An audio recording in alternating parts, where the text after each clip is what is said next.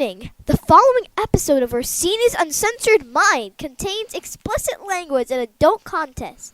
The thoughts and opinions stated on this show are reflective of AZ Orsini, the Steve Dave, and their guest exclusively. Seriously, guys, my dada and uncle say some pretty crazy stuff. If it offends you, go be butthurt somewhere else.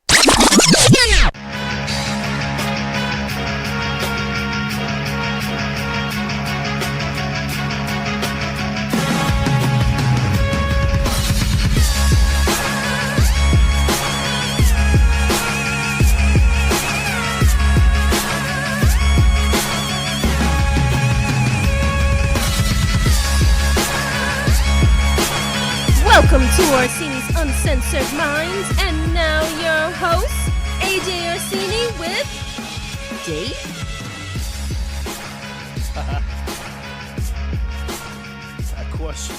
That question mark gets me every single time. How the hell is everybody out there? It's your boy.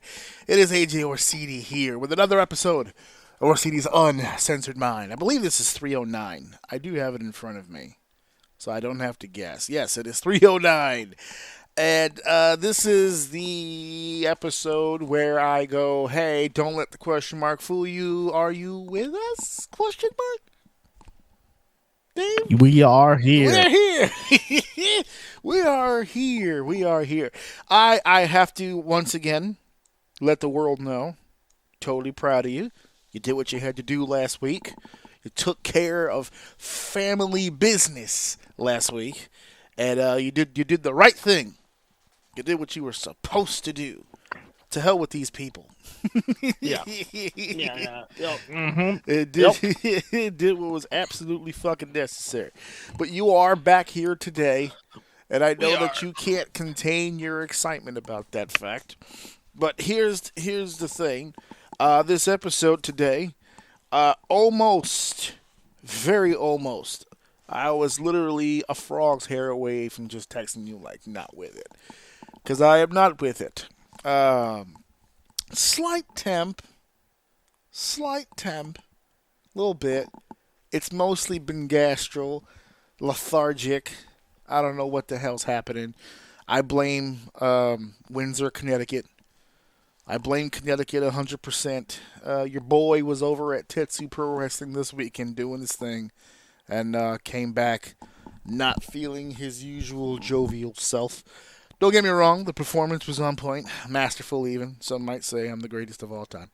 That's some. That would include me. Yeah. And everybody Naturally, in this, yeah. everyone in this house, for sure, thinks that I'm the greatest of all time. And that's enough for me. So I did not come back here feeling all that well. Don't feel well now. I actually gave my brother the heads up that there may be some pausing for poo. There may be some poo pauses. We'll see. But there's much to discuss here on the show. But before we get to this topic, or these topics, before we let the audience know exactly what it is we're going to be doing on this show, I have a question for you, because I was shamed recently. I was shamed. And I just want to see where you stand on this. You're what we would call a meat eater. Hey, yo, pause. Oh, of course. No homo implied. You're a carnivore, right? You like to get a, man's meal. Burgers, steaks, manly meals, right? Yeah. How do you eat your steak? What's your steak order? Oh, this isn't. I don't like this. You heard who you talking to? Who you been talking to? No, I'm just getting the general feel. I was shamed for my order. I was shamed. I'll tell you my order, so that so the world can laugh, I guess. I like both steak and burger, but predominantly the conversation being had is about steak. And it was. I know where you're going with this. I'm a well done guy. I like my steak cooked. Okay, So, I like so it. here, Go ahead. I'm with you. Okay. But here's the thing. All right. As you mature, your taste for steaks mature with you. Oh, it's here's a the thing. maturity level thing. Here's the Okay. thing.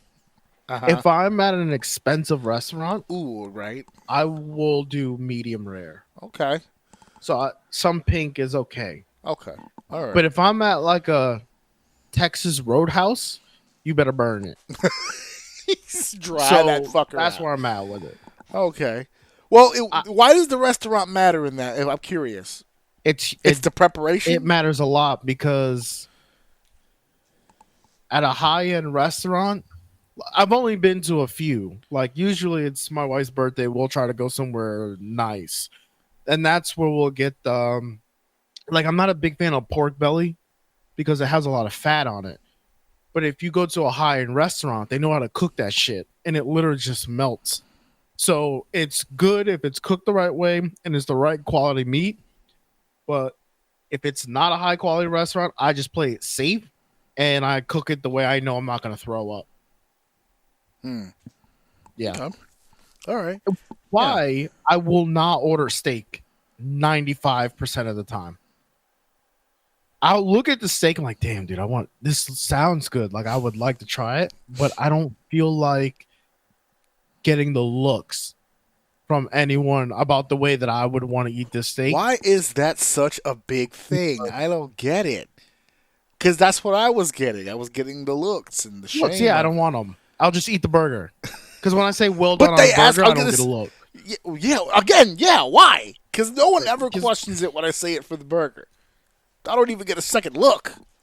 I don't know, dude. And I say well done at every restaurant, but I will give you the percentage of times that I've actually gotten it well done. It's maybe 70 to 75% of the time. There's that quarter where it's like I tell the waitress well done and I get it back and you got that medium rare look. That's intentional, by the way. Because what are they saying? He doesn't really mean well. I promise you, the chef's like, I'm not cooking that shit like that. They're getting it like this. Which is another reason why I don't order it. I will not order it. I don't want to put up with it. I'll just eat the burger and fries. Screw it. Seasoned fries or waffle fries or what's your go-to fry? Like it doesn't matter. If the options are on the menu, like which one do you go with? Any of them with cheese. Oh, you're loading them up. Oh, okay. Any of them with cheese, really. All right. You a curly fry guy? Yeah, any of the only one that tastes different is the smiley faces. And if you're at a place that serves smiley faces, you better order everything well done. You better hope the bill comes back well done. Listen, holy shit.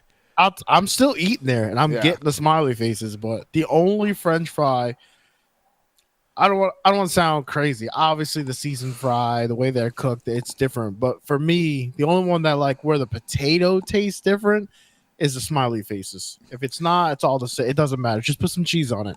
Maybe some chives to make it look nice. Oh, fancy it up a little, dress it up a little. You know, I don't want my fries to look like any kind of hussy. Put the evening gown on. My wife, on the other hand, will not order. She does the same thing, but like at a like closer to the rare side. So where if I'm like well done to medium rare, she'll start at like medium rare and go more rare depending on where we are.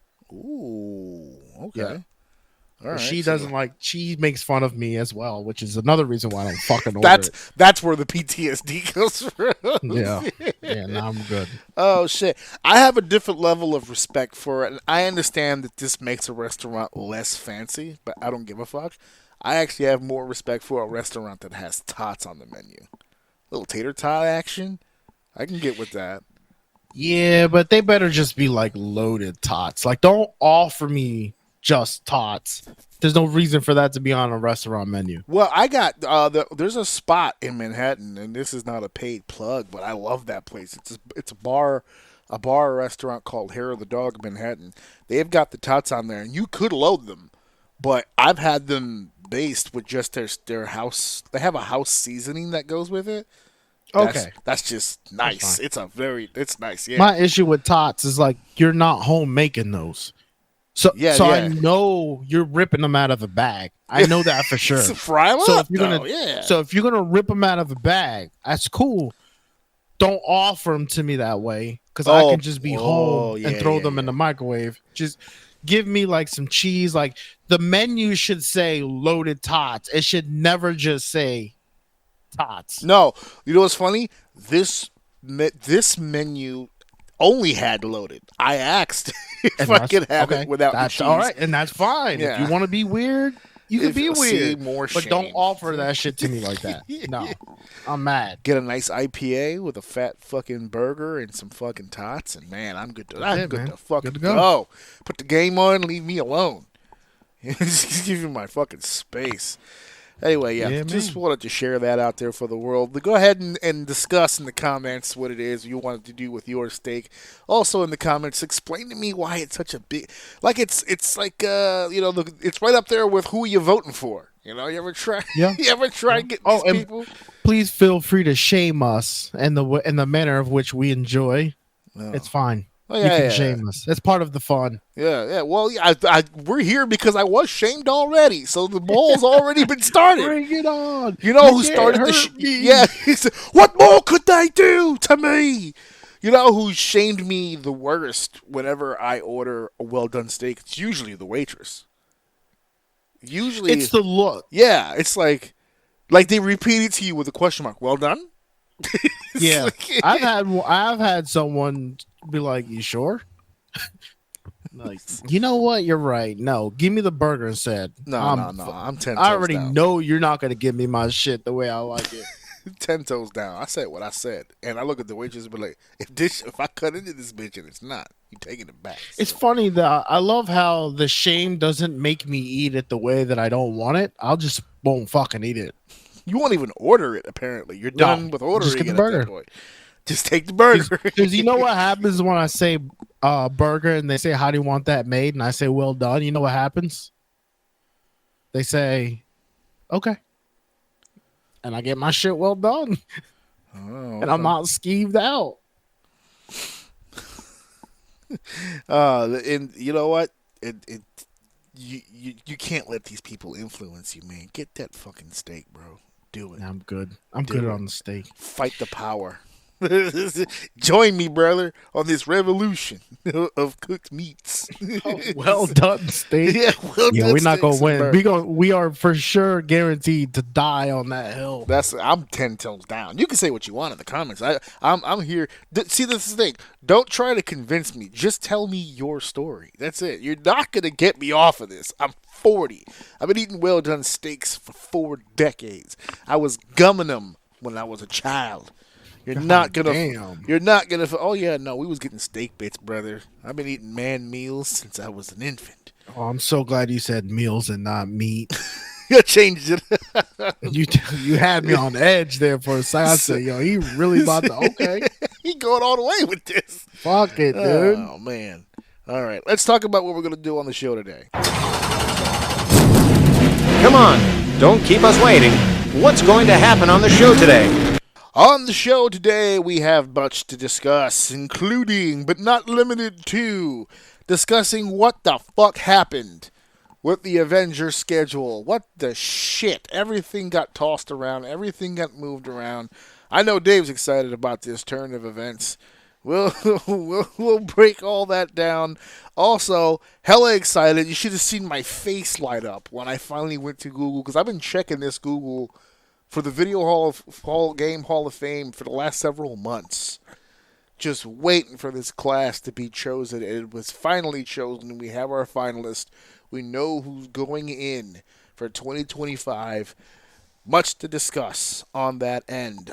We did a segment not too long ago concerning the idea that there might be a return for the Evolution pay-per-view. We even talked about a location, possible options. All that's out the window. We are confirmed. It is here. It is happening. Evolution 2, part of a big-ass weekend that they're doing in Hotlanta, GA. We'll talk about it. Wrestlemania is no longer on the road to New Orleans for 42 next year. As a matter of fact, they looked at Vegas and said, you know what? Let's run it back. Let's run it back. WrestleMania making history for WrestleManias 41 and 42. We will discuss. And, of course, this past weekend, the gigantic pay-per-view PLE. No, it's not actually a pay-per-view or a PLE. But it's just a fucking NBC special. I forgot. These things are just regular fucking TV episodes. Saturday Night Main Event took place this weekend. I know people were so excited over that Double or Nothing pay-per-view, but we'll have none of that here. If you're looking for an AEW review, they ain't your shit. We're here to talk about Saturday Night Main Event. So that's our main event for the motherfucking evening. A lot of shit went down over the course of the weekend. Big wrestling weekend. But without further ado, let's get to the one topic that I know my brother absolutely has no fucking interest in. But that's okay. He'll live for the next 10 minutes. We'll be right back. Segment 1. Let's begin segment 1. All I did was send you a video. And you have already lost my shit. And you've already thrown your hands in the air and I got mad. You've rid yourself of you got mad. I got halfway through the video, paused it, and just audibly at work said, fuck. Like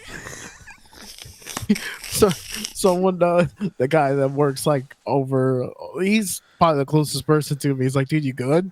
I'm like, yeah. He's like, all right. I'll be all right. Fuck this, dude. So this shit is stupid. Okay, wait. So what's upsetting you exactly? Is it the actual schedule change or just all the mumbo jumbo revolved around the moving parts? You want to know the biggest takeaway Yeah. from that video you sent me? Uh-huh. Is that I finally have clarity on the difference between autism and ADHD. Okay. And this isn't the Marvel War. This isn't the Marvel War. Secret War. The Secret War is autism versus ADHD. Because I'm starting to understand the people that like this shit and the people who just can't fucking keep up with this shit. The only thing from that, what was it? 8 minutes? Was it an 8-minute video? It was something. It was like about that. 8 minutes. Yes. The only thing I honest to God, I'm not playing this up, remember? And I'm struggling, like stalling to try to remember, is Spider-Man went from after the movie to or like the Doomsday thing to before it now. Yes. That's it. That's the only thing my ADHD grabbed. Everything I'm still angry about everything this guy fucking said out of his mouth. And he said it like a casual conversation. I honestly want you to post this in the link under the video or even in the short, whatever. You're talking about the New Rocks video. Happens, yeah. You need to put this video there. And I need you guys. He didn't do anything wrong, by the way. The guy crushed the video. I think he did a good job. Yeah, I love this channel. I love this guy. Yeah, that's why I sent that one. 2 minutes in, this dude is talking. If he were to do that shit in real life and not in a video, someone would have punched him because he just didn't breathe. And he had so much information and he had proof for everything. There was a video and things moving and what if this? I think he did like a whole what if series in like 8 minutes. He likes the okay. So really quickly for the audience, the channel, the video that I sent him was a part of a channel called New Rockstars on YouTube. It's me and my wife's fucking obsession. We love going. We need a to fucking this. BPM on this video, dude. My heart is racing right now, fucking thinking about it. My wife and I love this channel. We come here for Easter eggs and just general conversation when it comes to comics and movies and stuff like that. Variant Comics is another one that we check out a lot. Me personally, she's not a fan of, but I love Comics Explained, which is another YouTube series, but that one's more or less it's a voiceover thing, so it's all comic strips, and he kind of goes over major storylines and stuff. Blah blah blah blah blah blah. That's some of the homework that I do before I go to see some of these movies. I like to compare and contrast. But yes, so getting back to the host of New Rockstars, his name is Eric Voss. He is super good at this fucking presentation shit. He is just phenomenal. So I get exactly where you're coming from with the speed, but you know how certain people can hear on frequencies and it is and that other people really can't hear. Yeah, to you that sounded like 100 miles an hour. To me, I'm like, hurry up and get to the. Come on, speed up. Get to the place. To me, I love. He was listening. going too slow. Yeah, you put that shit on ×4. Yeah, I had to speed. I come on, get to it. Skip ahead. Yeah, he's amazing at what he does. One of the reasons why I love him the most, of all the people that I listen to for my content and all that stuff, one of the things that I really enjoy the most about this particular channel, he weaves a lot of factual shit into his opinions, sometimes to the point where it kind of blurs the line, right? Oh, so he's a manipulator. Well, no, he's not a manipulator. He's just showcasing, here's what we do know, here's the facts, and now I'm going to extrapolate what I think might happen or will happen after we get done with the actual facts. So here's what we know, and based on what we know, here's where I think they might be headed, or whatever the case may be. Like, for instance, I have in front of me from the video a snapshot of the now, finalized Disney rotation, because Avengers and Marvel Studios released their films in conjunction with the rest of their movie releases. So the next MCU film that we have on the docket, obviously July 25th, that's going to stay. The Fantastic Four, First Steps, will still be released July 25th. That's not moving. November 26th is going to be Zootopia 2. My son is ecstatic. Myself personally, I can't wait. I love the first one. December 19th is going to be Avatar Fire and Ash. For the record, I still haven't seen any of these Avatar movies since the first, so I don't think that trend is going anywhere anytime soon. I don't know if I'm seeing that one. February 13th, 2026 was supposed to be an MCU release. For whatever reason, that was removed from the docket. May 1st, which was supposed to be the Doomsday release on my wife's birthday, which is the birthday tradition in this house. On her birthday, we go see an MCU film. They moved Avengers Doomsday out of that slot. It has now been given to The Devil Wears Prada 2. I'm sure that one's going to do gangbusters. May 22nd, The Mandalorian and Grogu, which is a movie spin-off from the show. I'm sure that'll do well. Toy Story 5 on June 19th, 2026. The world holds its collective breath before it cries again. July 10th, 2026, the live-action Moana. July 31st, 2026. This is the spot here. So July 31st, 2026, Spider-Man Brand New Day. Strategically, this was supposed to come after Doomsday and was supposed to connect Doomsday to Secret Wars. That has now been changed, obviously, because of this move. How will that affect how Spider-Man is done? We don't know. We'll find out. They haven't started recording it. They haven't started filming it, so they can do whatever they want to the script if they want to. After Spider-Man, there was supposed to be a November release for an MCU film that was removed, and now December 18th, 2026, Avengers Doomsday. May 7th is a slot that Disney has held open, but it is TBD. May 29th, we have a new Star Wars spinoff called Starfighter. June 4th, 2027, Spider-Man Beyond the Spider-Verse, which pisses me off. The goddamn writer strikes fucked us up with that one. That's the third one to complete the trilogy of the animated Spider-Man, and we're waiting for it. Now we gotta wait mad long for it. November 5th was supposed to be another MCU release. That got removed from the docket. December 24th, Frozen 3. And then December 17th, 2027, Avengers Secret War. So, 1, 2, 3, 4. So for everybody who was complaining before, quantity, quality, the whole shebang, as of right now, over the course of the next 2 years, you're looking at only about 4 MCU films. So they're cutting down a lot on that. So this is the slate that we have here. The reasoning is kind of what boggles the mind, right? So the reasoning that they came up with is that we want to make sure we get this right.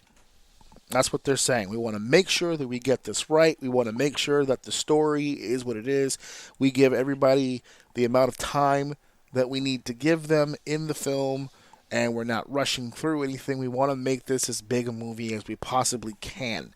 Now, for those like me who are obsessed and we're always checking out new things and we're always checking out different things online to get updates or whatever the case may be, there's a lot of moving parts as far as how the concept of this film, and I'm talking about Doomsday, is even going to work, because Endgame was this tremendous output. This was a plan that no one had a clue how this would even work, with that many people on set all at once, telling all these different stories all at the same time. It was extremely gangster the way they did all that. And the thought process being, there's no way they could ever top that. Nothing in the history of cinema has ever happened like that, and it'll never happen again. Well, they're not only attempting to do it again, they're attempting to do it on 2 different levels. So this is going to be a huge undertaking. And I don't know if you remember. Do you remember any of the older X-Men movies? Do you remember Nightcrawler? Of course. Okay, so the actor, Alan Cumming, right? He is returning to the new to Avengers Doomsday. He's returning to the character of Nightcrawler in the MCU. And he was doing an interview just the other day about a project that he's working on right now. So it was I think it's a stage something, I can't remember exactly what it was. And they were asking him about his career and how long that he's been working a very long time.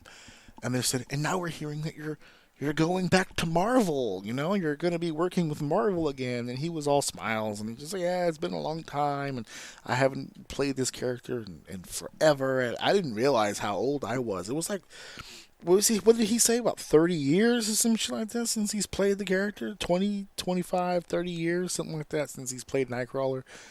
And he's like, oh, it's so cool to come back to it. And it's your usual average interview. Nothing really crazy. And all of a sudden he slips. Now, he doesn't know he slipped, but to us, he slipped. And he said, yeah, I'm not doing much of the stunt work. I'm 60 now, so I can't do all that other stuff that I was doing before. And da-da-da. But, like just the other day, I'm doing a scene with Pedro Pascal, and I've never really got a chance to work with him. So it's really unique to be on set with all these people. And the whole internet just started batting its eye and said, you did a scene with who? You did a scene with Pedro Pascal. So there is a scene in Doomsday where Nightcrawler and Reed Richards have a confrontation, or at the very least meet. And then it starts to really fuck with the head, because you're like, these worlds are really gonna blend. There's a couple of visual arts that are being leaked out there on the internet now, of like Star-Lord and White Vision together. And just a mix mash of all these different characters. Some in full teams, some in broken teams, where it's just like mixed members of different groups all in a scene together trying to figure something out or do something. This is a massive undertaking. So for them to sit there and say, look, we're taking the time to get it right, I can respect that. But can I just, for the record, I just want to throw out there, if you're going to postpone the film from May of 2026 to December of 2026, which is about 7 months later, and your reasoning for that is we just want to get it right. Holy shit, you'd better get it right.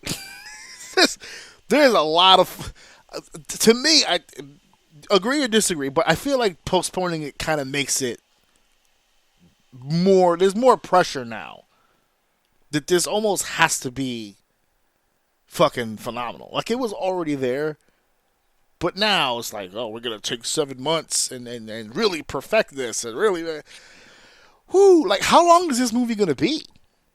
Is this a 3-hour film?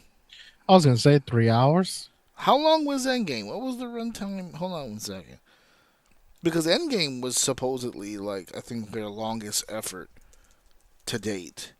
And I don't really remember. 3 hours, 1 minute. Oh my god. So 3 hours almost to the second. Mm-hmm. Holy shit. And that was, and oh my god, these people were all over the place. Yeah, they said that the original cut for the film was like 4 hours, 45 minutes. They cut it down to 3 for the theatrical release. That's insane. But yes, this is going to be just a ridiculous fucking thing. And then they got to come back and do it again. Whatever they do in Doomsday is going to carry over to Secret Wars. So it's got to carry. Oh, this is going to be fucking Sick. And you're fucking throwing your hands up already at it. Yeah, I'm over it. That's I don't know. Well, All that dude was giving me was dates, and I'm like, dude, I don't have time on my schedule for this. Okay. This is crazy. How about this? When it hits the streaming site and it doesn't, like, you could just be at home and just watch it at your leisure. Will you give it a shot then? I don't know. Maybe. He's I don't not. know. He's not pushed. No, to fucking it's do not this. that I'm not interested to watch it. I have to commit time to watch it, 3 hours at least. and I'm not. Dude, 6 with Secret Wars.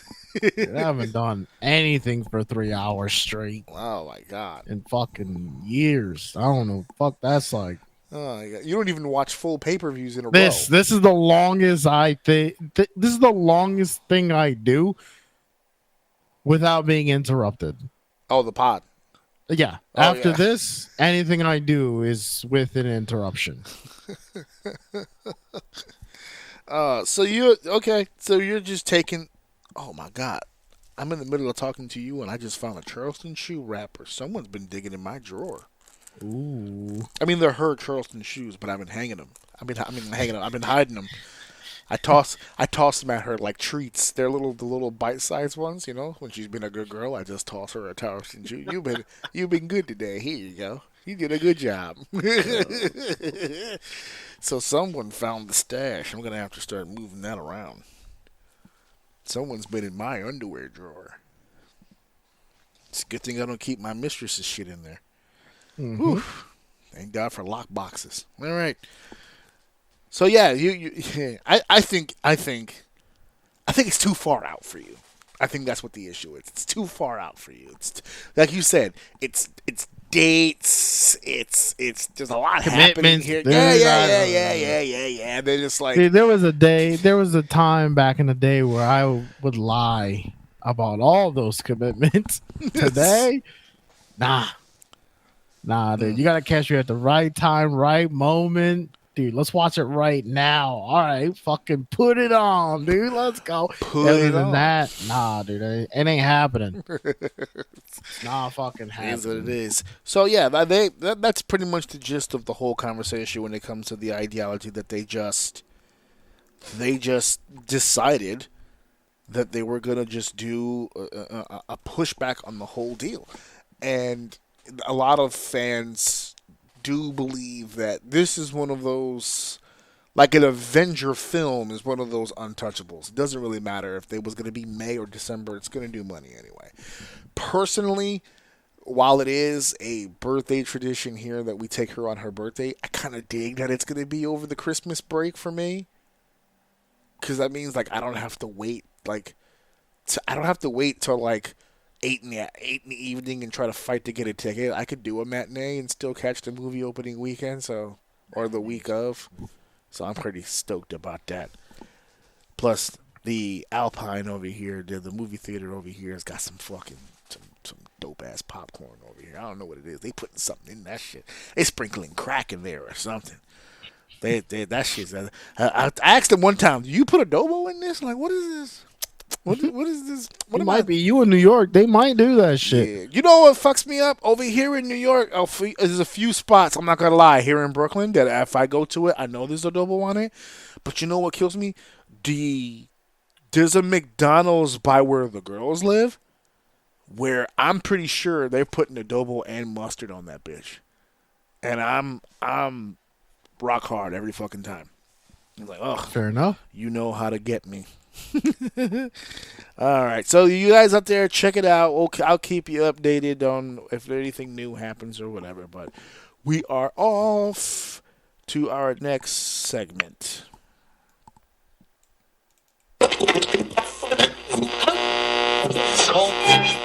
Next up, segment 2. The fix is in. No, the fix. The group has been assigned.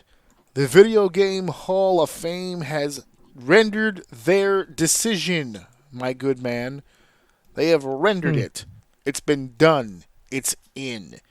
Now, before I go through. No, actually, no. Let me go ahead and just go through it because I as soon as I saw the names of the individuals that got in, we already discussed the listing of nominees, but for the ones that got in, I couldn't wait. I was like, I can't wait to see where Dave lands on this shit. I can't wait. So the list of nominees, the full list of nominees that got in to the or that were nominated, I should say, not got in. This is the list of nominees. So it's Age of Empires, Angry Birds, Call of Duty 4 Modern Warfare, Frogger, Quake, Tamagotchi, Golden Tee Golf, GoldenEye 007, Harvest Moon, Defender, Mattel Football, and NBA 2K. And, drumroll, and they selected 4 for the Hall of Fame from this list, and the 4 that they selected was Defender, GoldenEye 007, Quake, and the Tamagotchi. So, I'll right off rip, based on this list, are you good with the 4 they picked? All but the Tamagotchi. I think that's a stupid pick. I think that's just a nostalgic thing. But to be honest with you, I mean, Tamagotchis weren't even cool in their time. Like, not everybody was all over them. Like, you knew of them, you heard them, but it wasn't like, it wasn't big. It was only big in a sense that, to me, people who didn't play video games messed with. And you don't even play them. You press a button every once in a while, and then you wear it like a keychain. And then it dies. Yeah, it was a keychain, yeah. Does it make it any worse that it wasn't even previously nominated in the past? Like, it just No, it makes it worse that every single one of those. I'd have to look into Harvest Moon and Mattel Football, but everything else on there should have beaten that. Oh, okay, fair enough. See, that's what makes it tough. Because when you look at it, it's like, all right, I get it. Like, I can see the impact that it made to get in there. I can't see it. There's nothing we do right now to me. And you can make some arguments if you want to make a stretch, but there's nothing gaming wise we do today where I'm like, yeah, it's definitely off a Tamagotchi. Like, I can see the roots Has no of influence. Tamagotchi. You can see that with Quake. You can see that with GoldenEye. You can see that with Defender. You can see that with Frogger. NBA 2K's, ever since it came out, has been the main NBA, the 2K series. Mm-hmm. Modern Warfare 4. Call of Duty 4 Modern Warfare was massive. Tamagotchi? Nah, that's stupid. That's fucking stupid. I actually think it makes it worse. It feels like one of those things. Remember when we were doing the Toy Hall of Fame where it was just like stick, and you're like, what the fuck? They were getting outrageous. But the thing was, like, it wasn't even like voted on. They just did it. Like, it was never even nominated before. They just did it. I feel like that's one of those things here where it was just like Tamagotchi. It's just in. That's it. Don't worry about that. Don't even worry your head about that. Of the group that was chosen to go in to the actual Hall of Fame of Defender, GoldenEye 007, Quake, Tamagotchi, I think Defender. Can you make an argument that it should have been in earlier? Defender, I mean, it's one of the old, like, this goes 1981 as a matter of fact. This is one of the old ones. I'd have to go through the list again to see where it should have gone. Like, if there was something it should have gone over. Defenders, I'm sure we could pick something that went in. I can see, but like, Defender's not on the top of my list. And if you ask a bunch of people about their favorite retro games, Defender's not going to be that one.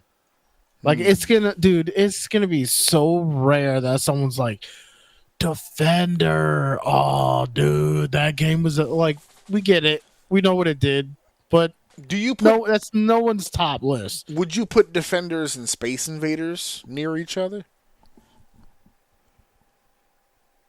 Yeah, yeah, of course, Okay, well, Space Invaders got it in 2016. because it's Space Invaders. Right, but I just asked. Well, okay, wouldn't you be the same if you say, okay, but it was Space Invaders? Okay, but isn't this Right. Defender? No, not to So, me. so they're not on the same level then. I hear people say Space Invaders. I've never again, you know how like when you go to Lowe's sometimes, and then you'll say like, oh, I'm at Home Depot. Like you're at Lowe's, but you're saying Home Depot because you just associate Home Depot with every home improvement store. Yeah, there you go. So no matter where you We're could be going to the Home Ace, Depot. It doesn't matter. It's like, yeah, yeah. I'm going to Home Depot. Right. So I'm playing Space Invaders. No, dude, you're playing Defender. Yeah, Space Invaders. Yeah, Same thing. tomato.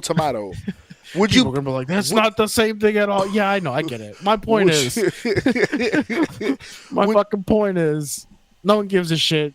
Call of Duty should have been in that list. Would you put the Tamagotchi In the trash where it belongs. Would you put? I'm gonna rephrase. Would you put Solitaire over the Tamagotchi?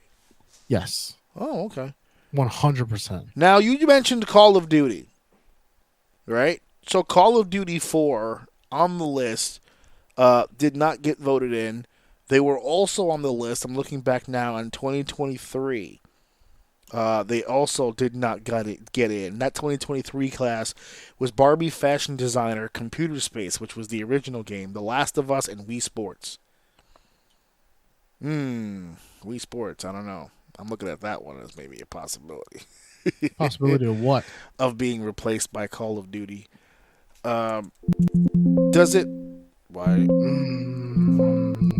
Whatever you're doing, you gotta stop doing that. Yeah, I'm trying to type, and I don't know why it's... Oh, because it's not... Okay, never mind. I know now. Yeah, why. we got it. Technical difficulty, good? Yeah, All right. Yeah, I know now what the problem was. Yes, I but don't know. You know what? Call of Duty... That's tough. That's a tough one. What, Call of Honestly, Duty? I think it depends on who you ask. Call of Duty versus what was the one you just said? Call of Duty and what was it, 2023? And Wii Sports. And Wii Sports, that's tough. Well, see, I'm looking at this list now. What I was trying to do when you were hearing the boom, boom, boom, boom was type in Call of Duty into the search bar. Call of Duty first was nominated, the original Call of Duty, the first one from 2003, in 2018. It did not get in. It lost to Final Fantasy VII, John Madden Football, Space War, and Tomb Raider. So I can kind of see that, right? But then it's back on the nomination list in 2021. It lost to Animal Crossing, Microsoft Flight Simulator, StarCraft, and Where in the World is Carmen Sandiego? Ooh, no, it should have got in there. I think that's your moment, right? But then That's 2 your years moment. later, they stopped nominating Call of Duty and went right to Call of Duty 4 Modern Warfare. And that's the one that I said Wii Sports, Last of Us, Computer Space, Barbie, Fashion Designer. And now this year, it also didn't get in. So now we started the Video Game Hall of Fame in 2015. We're now on the 10th official class, and still not one Call of Duty game is in the Hall of Fame. So there you go. I don't know. They need to create a whole new Hall of Fame and have people actually vote, not some type of board or whatever the hell it is. Honestly, You think? like Hall of Fame, it's tough, man. Like Hall of Fame. Well, based on the criteria they give, I don't feel like this meets it, right? So the icons. I think the board should create the list, because I don't think they're I don't think I'm questioning their lists, yeah. like their nominations. I question, like, I'm okay with getting those nominations and then having people vote on those. My problem is the ones that are getting in, not the ones that are nominated. It just isn't making sense. Yeah. Once again, for those out there listening, the criteria for the Hall of Fame, they've got 4 here, and it's icon status, is widely recognized and remembered, longevity, is more than a passing fad and has enjoyed popularity over time. Geographical reach meets the above criteria across international boundaries, and influence has exerted significant influence on the design and development of other games, on other forms of entertainment, or on popular culture and society in general. I like that criteria. I do. They're just not. I don't think they're standing up to abiding it. by it. Yeah. No. Where they're does not, the 'cause Defender should Tamagotchi not fit be into in there. that? Defender should not be in there. Defender should not be in there. Should not be in there under that criteria. Ah. Okay. Tamagotchi shouldn't even be nominated under that. Under the under yeah, those I was just conditions. gonna say that. Yeah, first one's icon status. Where does Tamagotchi rank in that? Longevity, Suburban kids that could longevity, none. afford them. Right, and longevity, Yeah, it's none. stupid. No longevity. Geographical reach, certain places in the States and then Japan. I don't know if anybody else had Tamagotchis. Influence, none. No. Tamagotchi No. is the answer to a trivia pursuit question. What's the little electronic toy hanging off of your keys in the That mid to people late were probably 90s? like, "Damn, what's that fucking thing?" Who remember? If you say Tamagotchi, Yes. and they go, "Oh, I remember that." It's like something that they like. They would know it in their head. They wouldn't know what it was called. Tamagotchi is one of those things at the tip of your tongue that you can't quite get out. Yeah. And you know, Quake, right? So Quake's Now, up hold there. on. Hold on. I'm just saying Quake's up there. I was just trying to make sure you didn't embarrass yourself. I'm here for you. Quake's Listen. up there, and they only had the first nomination in 2023. That Quake also lost to Barbie fashion designer, Computer Space, The Last of Us, and Wii Sports, and then it didn't hit the nomination again until this year. But this year, it got in. That's tough. I think Quake should have definitely beaten Wii Sports for sure. That's the one. See, I think there's one in every class that I could look at and just go. I'm hesitating talking shit on the space one because I'm not familiar with Computer it. I'd have Space? to research his Reese. Yes. Well, I'd have Computer to- I- Space, we just learned about that with the documentary we just saw. Remember, it was that nerdy guy with the fucking that big ass refrigerator of a video game. Remember, it was like that little guy in the middle of the screen and just kept moving. Yeah, see, that's what I mean. Like, yeah, it sounds kind of whatever, but it's the foundation. I So think I that's get an that. homage. I don't think that's Yeah, more it's- of I a. think you can't argue it, but Yeah, Wii what's the Sports, geographical reach of computer science, computer space? None. everything. No, I didn't go anywhere. Not internationally. Computer You're space? talking about but if we're talking about the same thing, the game itself not so much, but it revolutionized gaming as a whole. Exactly. So of the 4 criteria, they maxed out their influence bar, right? It's got Right, crazy some could even influence. argue there would be no video games without that. I mean, no Like video without games those at all. people taking those big ass calculators See, I that can't were buy. supposed to do math. I can't buy into theories like that. I can't. This was something that a human being did. He was the person that did it, so he gets the credit. Is he the Yep. only human being on Earth that could have done it? I don't think so. I just Maybe, think he was but first. he's the one who did right. do it, He was first. He beat everyone to the Exactly. rat race, so he gets which the is credit. why he deserves to be on the list. Okay, but he deserved to be on the list in 2023 because that's when Whenever he the fuck got they in. decided to put him in. Hey, listen, He's we the one that already- started the genre, but Super Mario Kart got in before him. Solitaire. got Well, in. it's Mario. Watch your mouth. Listen, Colossal Cave Adventure. listen. We've already said on here that the people winning don't make sense. Okay. Like sometimes they should be in there, but like some of the things they're going up against just doesn't make any sense at all. But Would you have whatever. nominated like a game like because you just said that we're not really having too much of a problem with the nomination. We're arguing over winners, but there are some nominations. Wii Sports. Wii Sport. What are you saying? Wii Sports was popular for the time. Like for instance, of the 4 category, did it have longevity? Not really. Wii Sports. Wii Sports.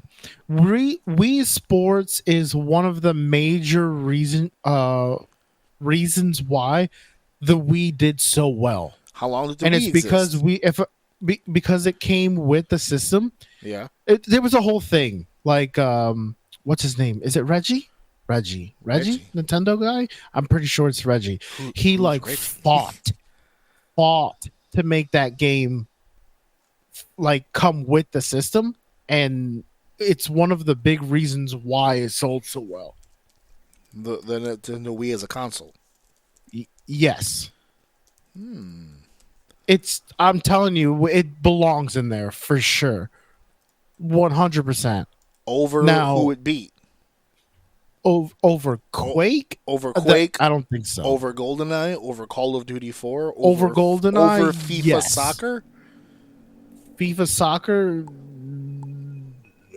That's tough. Yes, I'm saying this was a strong That's year one of and those. it got in. It depends on who you ask. Yeah, for sure. But see, that's what I mean, man.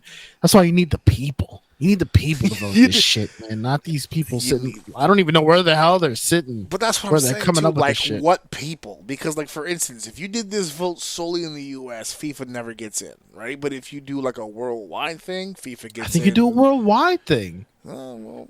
Because I think, believe it or not, well, probably not believe it or not, I think Japan being involved with the voting can really skew some of these. Yeah, I was going to say. Like, you would think strong guaranteed, populace. but some things would change with Japanese voting. But to me, that's more of a legit list than what the fuck they got going on right now. Than the one we had this year? Yeah, like I'd rather see something, and I'm not saying this would be the case, but I'm just saying, like, if you put the vote out for the people and Tecmo Bowl beats Super Mario, people were like, that's blasphemous. But if that's what the people voted, then you would have to take. Well, that that's as an another answer. part of the problem because. So hold on a second, because you just Kart came out. That was, I just had it here in front of me. Mario Kart came out in 1992, and what was the other one you just said? What'd I say? Kart over who? Tecmo Bowl? Tecmo Bowl, there you go. Which I don't even know if was that ever even fucking. Yeah, I don't think that was even nominated. No, probably not. Right, but I was just making some random shit up. Okay. I was trying to make a point. But let's say like Mario Kart, which was released in 1992, right? But then you have like The Last of Us, which came out in 2009, right? And you're having a battle or a debate. Okay, should this go in? Should this not go in?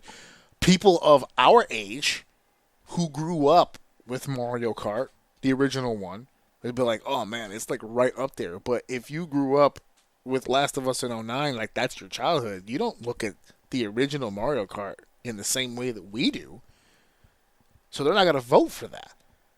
Like, I feel like if you do it to the populace today, a lot of those older games, like, are not going to get the age love. restricted. No, it's not age restricted, but I think it could end up being age bias. Because And a lot what of those bias are we sitting with now? You're gonna have bias regardless.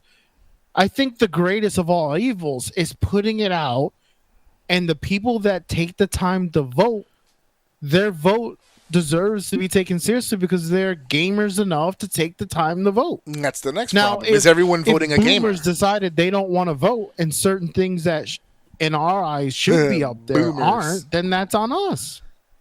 Wait, us? I'm not a boomer. I just mean the people, us, as in the people. How do we ensure that gamers are the ones voting? And not just I don't know. random TikTokers. Announce a giant survey on one of, or two of, or three of, or pay streamers or whatever it is. That you're going to have this giant survey going from this period to this period and make it a worldwide thing. I mean, they have video game awards. They have Evo tournaments. They have large stage things that they could just literally be like, hey, promote this. We're doing a Hall of Fame thing. That's it. And if you're a gamer, you know, and if you don't, you don't. You don't get to vote. All right. That's it. You know what? This brings up a very good question because me and my wife have been making plans. We go into this goddamn place, and I'm going to fucking ask somebody. Who's voting on this shit? Yeah, I'm coming. You know what? Not for nothing. I'm going to, not right now. I'm going to pull up the information. I want to see on the date that we've settled on the day that we're going to go because we've got this grand plan to drive up. We're stealing one of your gimmicks. We're going to drive up to Niagara Falls, but the Canadian side. See, that's where we always wanted to go. Yeah, you we got gotta- passports, don't you? Yeah, we got passports now. So now we're like, yeah, baby. But she wants to stop there too. So when I get there, I'm gonna be like, yo, I'm gonna email them. Yo, can I talk to like a rep, son? I want to know what's going on. I want to get to the bottom of this. Someone to break it down for me. I tell them, hey, look, I'm your boy, ajorsini, OUM podcast. How you doing? Yeah, well, I want to do a quick little 15, 20 minute. Yeah, 15, 20 minutes of your time, brother. Let me just sit down and ask you a few questions. And as soon as he sits down, bitch, who's voting on this shit, son? Spill the beans. Who is it? I want phone numbers. I want social security numbers. I want addresses. Let's go. This is bullshit. For Tamagotchi, nigga, what you doing? What you doing? You've gone mad with power. That's your problem. That's the problem. Frogger. I would have taken Frogger over the Tamagotchi. I looked up Harvest Moon. I can't tell what the fuck this is. I don't know what any of this shit is. So I give up on that. But yeah. Fair enough. I'm going to update you folks and let you know what's going on. I'm going to get to the bottom of this. We'll find out what the haberdashery is. We also have some problems with the Toy Hall of Fame, and it's the same building. So I'm going to just look them right in the eye. Stick, bruh, you put sand that on Toy Hall of Fame is bullshit. They need to throw that right in the fucking You trash. said sand, brother. Explain yourself. Sand! I don't know, dude. Talk about longevity, dude. My daughter loves If you're sand. going to put... No. Hear me out. And I'm going to tell the guy this when I get there. If you're going to put in sand... And if you're going to put in stick, and you're going to put in box, not for nothing, I'm here to have an argument about water. Oh, no. Well, hold on. I'm here to have that argument. I wanna add one more to that. Okay. Where's Bubbles? Oh, it was nominated. Remember Bubbles at one Bubbles? point? Yeah. And he didn't get in. They didn't. Hold on. Let me before I Stick got in over Bubbles. hold on before Bro, what I are you speak, talking about? Before I speak out of turn, hold on. Let's double check the list. I have it right here in front of me. Bubbles. Hold on. Yep. Hold on. Bubbles. Chess and Rubber Duck beat Bubbles in 2013. Oh, it did get in. It got in on the second time. It went in with Little Green Army Men and the Rubik's Cube. Oh, I was about to take a get huge... your facts straight. Yeah, I looked it up. So yeah, it did get in. Okay, good. You know what threw me? Because I'm looking over here. Finalist for 2016 was Bubble Wrap. That's what threw me. And I was like, it's still in there. No, but Bubbles got in 2014. Whew, what a strong class, by the way. The Little Green Army Men, Bubbles, and the Rubik's Cube. That's a strong team. That's a strong class right there. That's a strong class. So, say what you want about that. But, yeah. All right, so the next time we talk about this will be next year or actually in the next few weeks because I'm going to be taking a lot of pictures and a lot of videos. I'm going to be talking to a lot of people over at the fucking museum. I can't wait to do it. They just got to finalize everything because that is a drive and a half to get to fucking Rochester. Jesus fucking Christ. We're talking about getting a hotel halfway through just to fucking sleep it off. I was like, oh no, I don't know about all that. So yeah, so we'll see. I'm not looking forward to the drive myself personally, but when we get there, we will get there. So let's move on here to the next goddamn segment.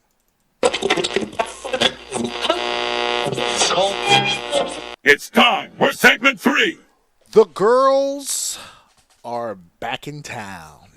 Evolution is back on the docket. It is 100% on the docket. It is happening. This is not rumor. This is not a drill. This is happening. And we planted the seeds, you and I.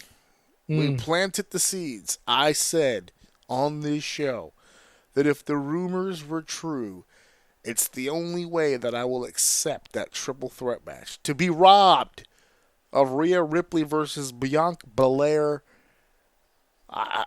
Livid, absolutely livid with that decision. But then I got the triple threat match, and it wasn't entirely a terrible match. It was all right. It was pretty good. So I'm not completely out of the realm of being upset by it. But I did say, if one of the reasons why they didn't pull the trigger at Mania is because they want to pull the trigger at Evolution, then I'd be with it. But now it's May. They're announcing the show for July. I don't think they're headed that way. There are some other talents, there are some other options on the table that are going to probably be presented. I'm not a fan of most of them, but the talk of the town, the scuttlebutt, if you will, is that they're saving Rhea and Io for that pay-per-view, for the world title. And there's some talk of adding Bianca into the triple threat with Jade Cargill and Naomi to wrap up that little storyline, that little piece of business. Now, from the first pay-per-view, that's already a step up, but that's not what I want. I'm going to be a prissy little bitch right now and just say I want my main event. Give it to me. God damn it. Give me what I want. Batista right now. You know what I want. Give me what I want. I want what I want. Now, this pay-per-view is also taking place in Atlanta, Georgia.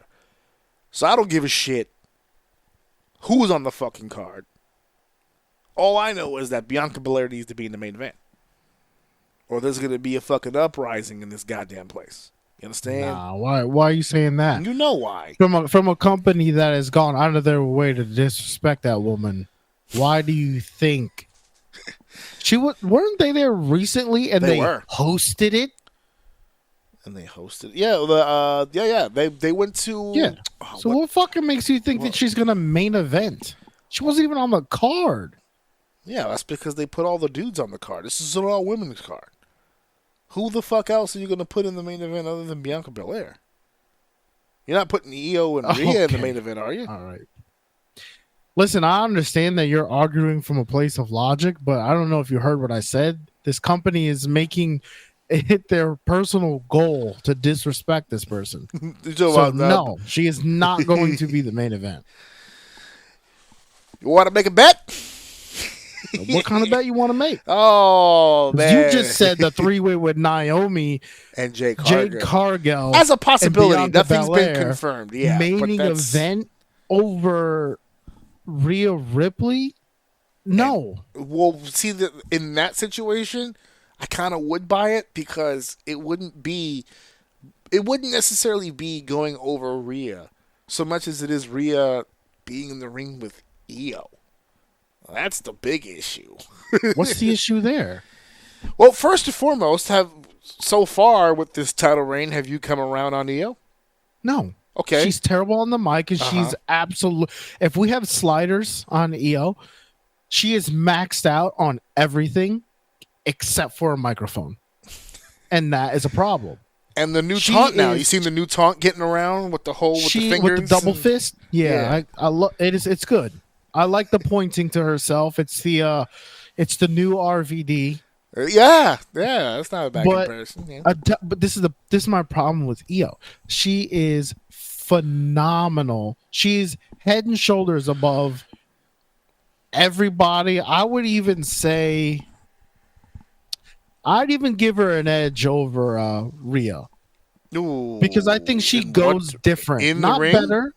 Not yes. Oh, okay. Not better. But I mean, slightly better, different. Her different is better, but she's not better. It's hard to explain. But Io is phenomenal in the ring. But aside from that, she has no showmanship. But I will say that the way they have been positioning her, whereas I know when she got the belt the first time, they kept trying to put her in the ring and doing these things, and she just looked awkward. Now they're really just letting her go rather than forcing her behind the microphone, which I think is giving her a better run. But my point doesn't change. I don't think she's the greatest of champions because she can't really sell a story, but she's a great champion because she can go better than anyone in the ring. So I'm conflicted when it comes to her. But to the main point, yes, those two are going to main event over Bianca for sure, 100%. And because it's strictly just Bianca, or because of who Bianca's in the ring with as well? Because if I'm going to take points away from Rhea because she's in the way Io, I got to do the same on the other side. Because while Jade Cargill is kind of in the middle somewhere, Naomi is a terrible idea to be putting in the main event of anything. If Bianca isn't going against one of those two, I don't think she makes the main event. And in the position that it is right now, because Io is the champion, I don't know. It's hard, dude. She's not going to main event. It's just not going to happen. What if It's not going to happen. What if they were to put her in the ring with Tiffy for the WWE Women's Oh, Championship? fucking yuck. Yeah, I don't think that's main event either. Did dude. WrestleMania completely sour you on Tiffany? Is that that over? I just can't see her the same way anymore. It's not It's the honeymoon ruined. phase with her is over. It's Her ruined. athleticism isn't was- really even that flashy, She was exposed. and her microphone work is fucking abysmal. It's very bad.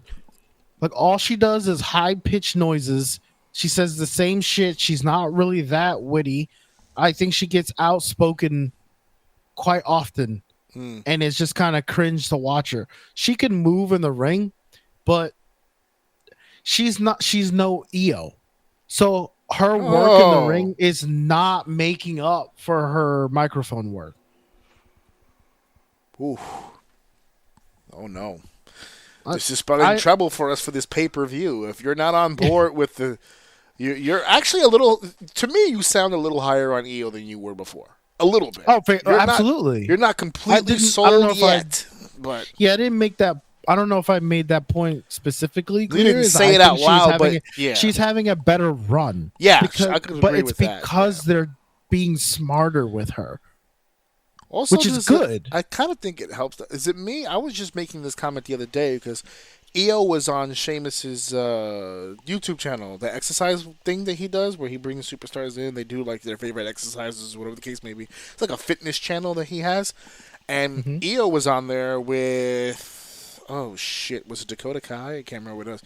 And she was just talking. Right? There's no script for this thing. It's a personal thing that Sheamus does. It's just witty banter back and forth. And all of a sudden I'm listening to Io and I'm like, is her English actually getting better? Because I remember when she first got there, the English was very, like, almost racist, right? Like she was doing a Japanese woman, like an impression of an English-speaking Japanese woman. Like, No. But now it was coming out like really clear, and she was using like these, say big words, but like for a native Japanese speaker, like sometimes English is kind of like fucking weird for English language is weird for anybody. Like, I was about to say English is a fucked up English language is to a begin with. Yeah, English is a fucked up language. If it's not your first language, it's almost impossible to pick up. I got so much respect for people who have it as a dual language. I'm convinced that knowing English cripples you learning other languages, and learning English is very difficult to do. Yeah. Like, that's how bad English is. But are we penalizing Io for that? That's why I was saying before, but like I feel like her English is getting better. So does that help the fact that this run just feels a little better than the first one? It feels a lot better, but my argument is still with the story. Like, I don't. But I mean, is she making a point that you don't need one, and you can just work, which contradicts a lot? You would say. I don't think that. Okay. She needs. So how do you feel about her run then? I feel it. I agree to a point. I feel like it is a much better run than the first time around. But if she is going to work a program with Rhea going into Evolution, she's gonna need to speak. Now it's gonna. If I'm the WWE, I have it be very limited speech, like going into WrestleMania when the two girls when Bianca and Rhea were really the ones doing most of the talking, and then they would like shove Io out of the way, and then eventually she got tired of it and she shoved them back. There wasn't a whole lot of talking there, and it still worked. You can tell a story without sitting out there and doing an entire 5-page essay on the microphone, but she's gonna have to say something at some point. And so for her, I think it's less is more. Give her the facts, give her the straight up what she needs to get across, and then just let Rhea do her thing. If they don't go into that direction, and let's say hypothetically I do get what I want, and Rhea and Bianca is the main event of that show, as it should be, where does that leave our champions? Because now Io would have to begin down a path alone. Now, she is currently involved with Roxanne Perez and Julia, which I think would be interesting either way. And Tiffany, I don't know. She just had this big thing with Nia Jax. I don't know what the fuck she's doing over there. But she'd need a title contender as well. And let's not forget that this isn't going to just be the women on the main rosters, right? So we've also have the NXT Women's Championship situation. We're going to have Stephanie Vacour. We're going to have Jordan Grace. We have mid-card titles that have to be... You know who I'm really excited for that I know you're probably not going to agree with me, but I'm really starting to like her? Who's that? Lyra. No, no, dude, I'm really starting to buy into this. Like, what is she doing now that gets you? She had one fumble, but that that back and forth she had with Becky, she was torching Becky. Like, Becky looked almost like very sloppy on the microphone. And Lyra's comebacks were quicker, more witty. Like, I don't know if it's just like a shock for me. Like, I wasn't expecting it. Right. And she fumbled the last line, which hurts because it was like her mic drop moment. Otherwise, it would have been the line about Seth Rollins back and forth. The talent, the line about Seth Rollins, the talent line. Or like, oh, yeah, she said no at the very end. She was like, but that's not you. She went to say something else, and she kind of fumbled it a little bit. But other than that, it was a rather perfect back and forth. And I feel like Becky didn't keep up.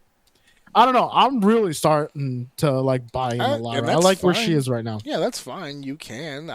I'm not going to sit here and say that she's not doing good work with Becky, but I don't judge people on their work when they work with their friends. Take that energy and keep that going with other people, then I'm impressed. When you do that with your friend, I can go out there right now with Sammy or one of my other friends that I've been wrestling with for 20 years, and we'll go out there. We don't even have to fucking think about it. We just do it, and I'm going to look great. Then I go across town to somebody else's promotion who I never wrestled before and look like the shits. The skill for me comes in the consistency. So far up until this point, she ain't been consistent. But the work she's been doing with Becky has been actually pretty good, so we'll see. Someone's work who's not been looking so goddamn good, Zelina Vega on the other side, the U.S. champ, is out here kicking people in the fucking faces because she can't do her own. She does a listen when I tell you, okay? I started with House of Glory, all right? I've had a chance to work with her. I've had a chance to speak with her and get to know her a little bit. She is the coolest person on earth. And I'm so glad she's getting this opportunity to show what she can do with a championship around her waist. She's been begging for it. She's been working her ass off for it. She's been fighting backstage for it. I give her all the credit in the world. But being completely 100% honest, it ain't working out so far. They haven't really given her the opportunity to speak, which is kind of weird because that's her actual strong point, is the promos. And they haven't really been giving her a lot of opportunity in that. It's almost like they're allowing her to either sink or swim in the ring, and she's sinking. All right. Code Red is her cousin's move, the Amazing Red. Right? She's doing it out of homage. She does an okay one. It's not the best one I've seen. It's not even the best one on that show. Because Roxanne Perez does a Code Red. That's Pop Rocks, and she does it better than fucking Zelina Vega. Then she tries to do a 619, which is an homage to her trainer, Rey Mysterio, and she can't even do that correctly.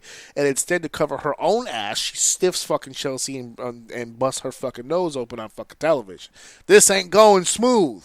So, if you absolutely have to put the United States champion on the fucking card for the sake of it being Evolution, I'm not close to it, but that's dark match or match number 2. I don't want to hear anything else about that. Get her on the card. I'm sure she deserves it.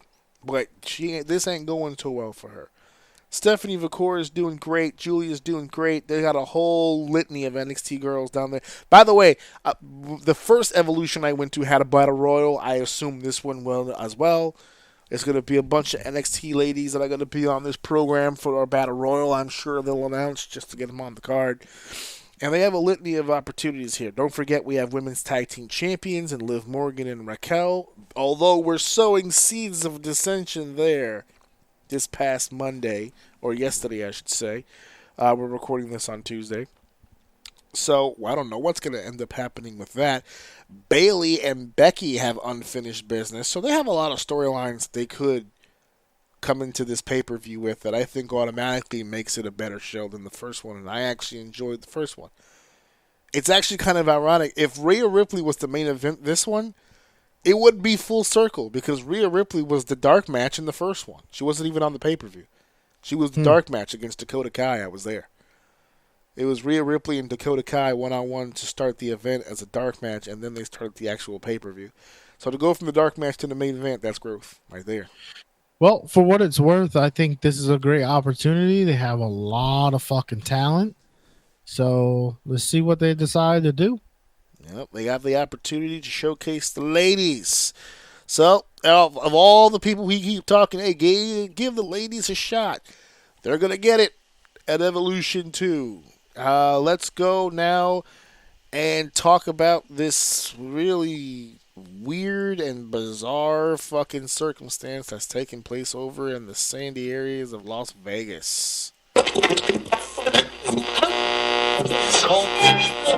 Segment 4 is finally here. We are stunned. Let's take a history lesson just really quickly. All the way back to WrestleMania number 4. No Hogan in the main event. It was the Macho Man's night. Yeah. He competed along with 15 other men in a 16-man one-night tournament. First time and last time in WrestleMania history that ever happened. The WWE Championship was vacant for that WrestleMania, so they had a 16-man tournament to decide the winner. Now, for those of you wondering why was the WWE Championship vacated for whatever reason, Hulk Hogan, the defending champion, taking on Andre the Giant in a one-on-one confrontation. Andre the Giant would go on to win said championship, but the belt was vacated. They did not acknowledge the title change because immediately after winning the match, he sold the championship to Ted DiBiase, which WWE would disavow that title win as well. They would vacate the title. They would not allow Ted DiBiase, because you know everyone has a price for the $1 Million Man, including Andre the Giant. But they did not acknowledge the title change. They didn't acknowledge the title purchase. To this day, those names are not in the books as WWE champions. So they put the title up for grabs. 16-man tournament in Atlantic City in Trump Plaza for WrestleMania 4. And Randy Macho Man Savage, would go on to win said championship. And the ironic part is 1 year later, Macho Man remained champion. He did not lose the championship throughout the course of a calendar year. And we go back to WrestleMania 5, back in Atlantic City, back at Trump Plaza, and Macho Man would lose the WWF Championship to Hulk Hogan, who had lusted his eyes for Elizabeth. He still stands on that business. He had lust in his eyes. And to this day, that is the only time where WrestleMania went back-to-back, same venue, same city. It's never been done before, never been done since. But the reason why I bring this up for people is because we're getting a sense of deja vu. There was a reason they went back-to-back at Trump Plaza in Atlantic City, because they discovered something about WrestleMania at Atlantic City. Apparently, I don't know if anybody else knew this, but a lot of people like watching wrestling live, especially in an area where it's already filled with people with a ton of money they just want to fucking get rid of. The casinos, the nightlife, the gotta be there to see it, to experience it vibe. Atlantic City, baby, was vibing. For those of you outside of the Jersey area, Atlantic City is like mini Vegas, right? It's like a little smaller, almost identical, because Atlantic City also has like a strip, like a small strip, like right there of just little mini things. And then once you get out of that strip, it is just ghetto hell. It is just run for the hills. And that strip is not nearly as long as Vegas. Now, Dave, you said you went to Vegas, right? Yeah. And obviously you've been to Atlantic City. So you probably know, well, not probably, you definitely know better than I do. How would you compare the two cities as far as the entertainment, like the way that it's set up? Like, how would you compare the two? You mean between Atlantic City and Vegas? Yeah. How would you? I mean, I just admitted that Atlantic City is on a much smaller scale, obviously, but I was gonna say Atlantic City is great value. yeah. So exactly. There you go. Yeah. Like that's the best way to explain. right. Yeah. It's set up a lot like that, and yet, at WrestleMania's infancy, they found a financial reason to do it again, to go back. Right.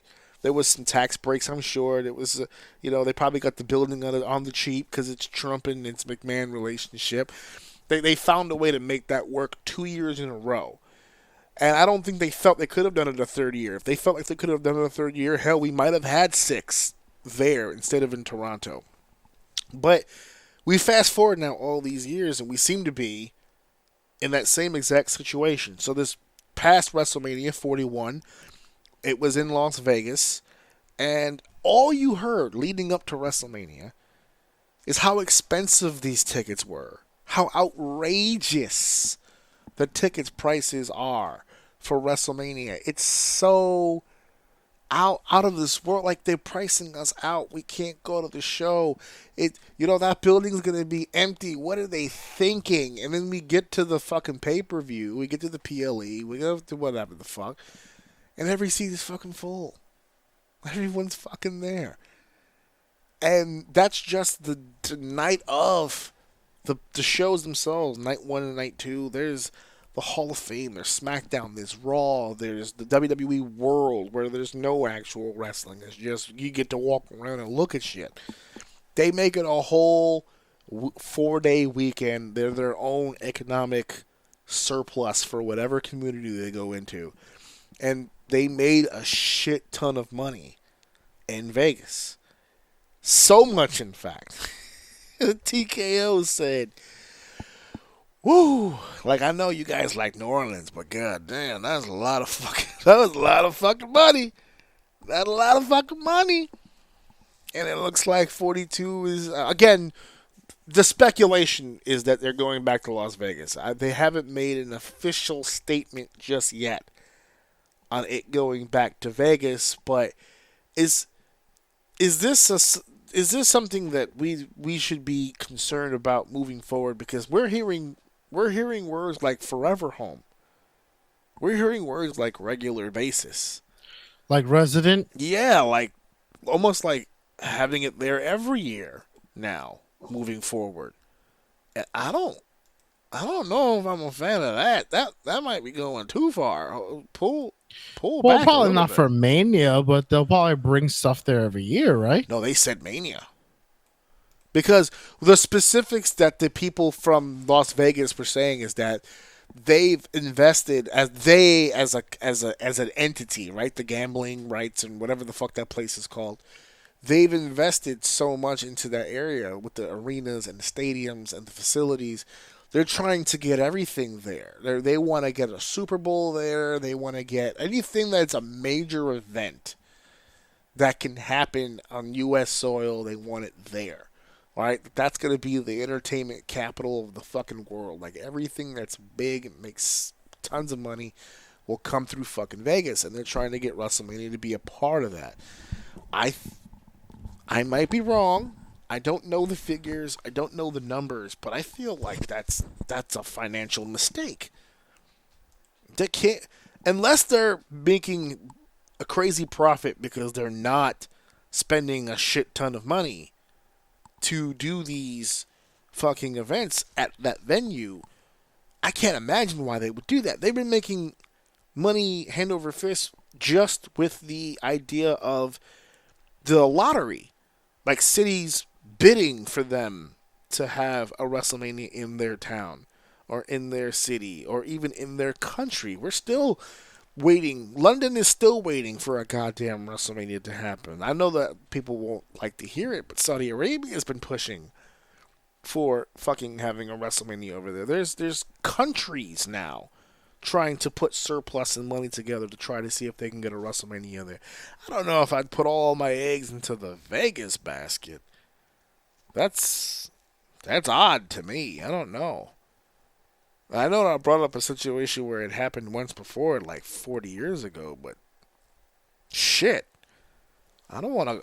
I want to go to Vegas at some point. I don't know if I wanted to be there every fucking year. For fuck's sake. And now they're using SummerSlam for the touring deal. So SummerSlam is going to be at MetLife this year over here.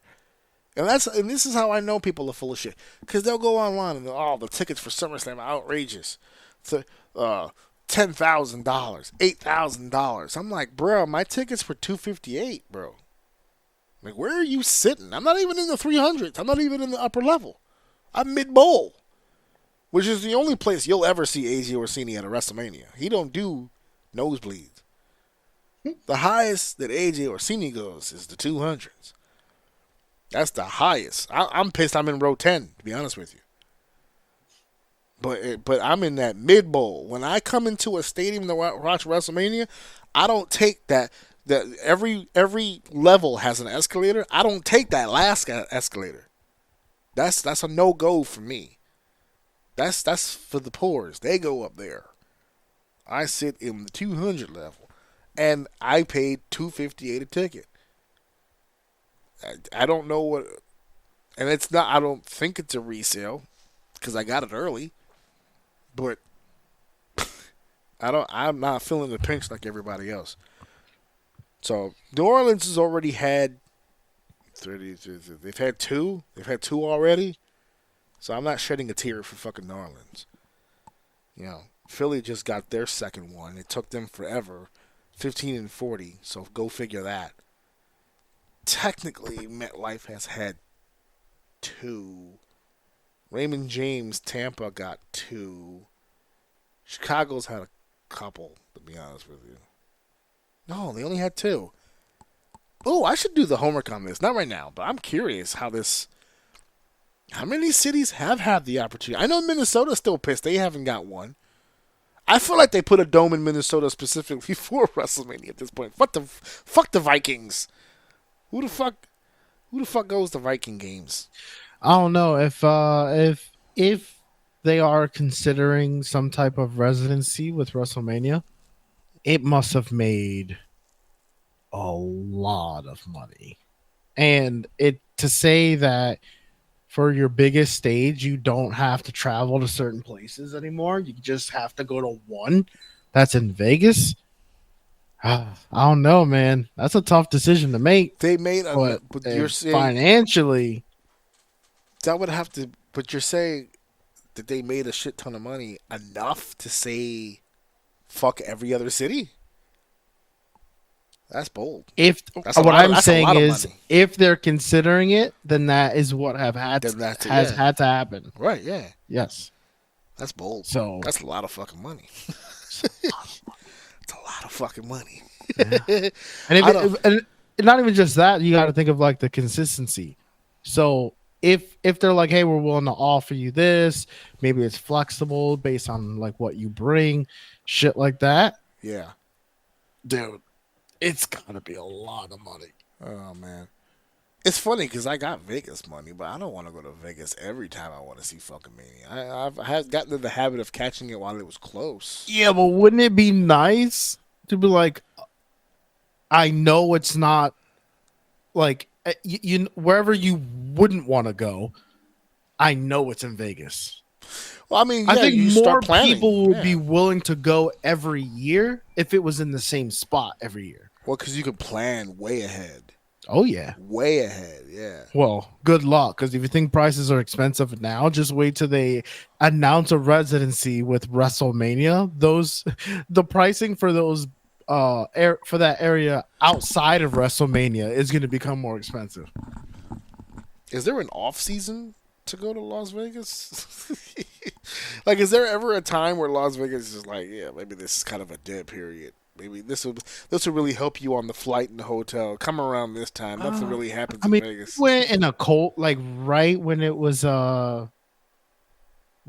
starting to get warmer, like just outside of the so like April. I mean, I forget what month, but even then it was packed, absolutely packed. I know they had like just opened their pools on the off chance someone wanted to swim, but it was still just like a little too chilly to swim. I know that because we swam. and it was cold. But damn it, we were gonna make it happen. They gave you the option and you jumped all over it. Oh yeah, I was Good like, "Is it open?" They're like, good "Yeah, stuff. but it's kind of cold." I was like, "Yeah, that's not what I asked you." Cannot go, son. Oh man, I don't know. I don't like the residency. I get it from a financial standpoint. Like I understand it. I mean, I do that. I make time for it, but I don't know. Jesus. Also, and you know what I think upsets me the most? The fact that it's Vegas. Because if I was a California resident, or if I was like a West Coast guy, I'd be like, "Fuck yes, that's awesome." Oh yeah, I'm way over here, dude. I'm way over here. So I don't know. I'm not a big fan, but it is what it is. They gotta do what they gotta do. And people are blaming TKO for this. Oh, TKO's ruined WWE. Now look what they're doing. Vince would have never allowed them to stay put in the one blah blah blah blah blah blah blah whatever. But it is what it is. sorry. I Give need it 2 years. They'll be buying their tickets. I need a different stage though. Don't recycle that shit. I know that shit was expensive, but I need a different stage. Don't come at me with the same bullshit you came at me with last year or this past year. Don't do that. Cause then I'm gonna dislike it. Then I'm gonna be like, oh no. See, they're gonna start getting lazy. No. I'm good. It is now time for our main event. In our main event of the evening, Saturday night's main event took place this past weekend. I was under the impression that it was going to be a 4-match card, and they threw in the United States Championship match at the last minute, made it a 5-card match, or a 5-match card, I should say. That's absolutely fine. Did you get a chance to see the show? I did, yes. You did. Any shock that they opened with that tag match? Seth Rollins and Braun Breaker against CM Punk and Sami Zayn. No. Like I'm still kind of confused what the hell this is.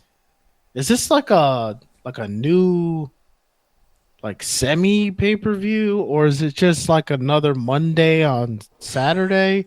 It's technically an NBC special event. So like a dark match, but not really. Well, no. Dark match in the light. It's their opportunity to somewhat stay on national television. So what happens is that while this does air on the Peacock, I said the Peacock. While it still airs on Peacock, it's also live on the air on NBC. Raw's on Netflix.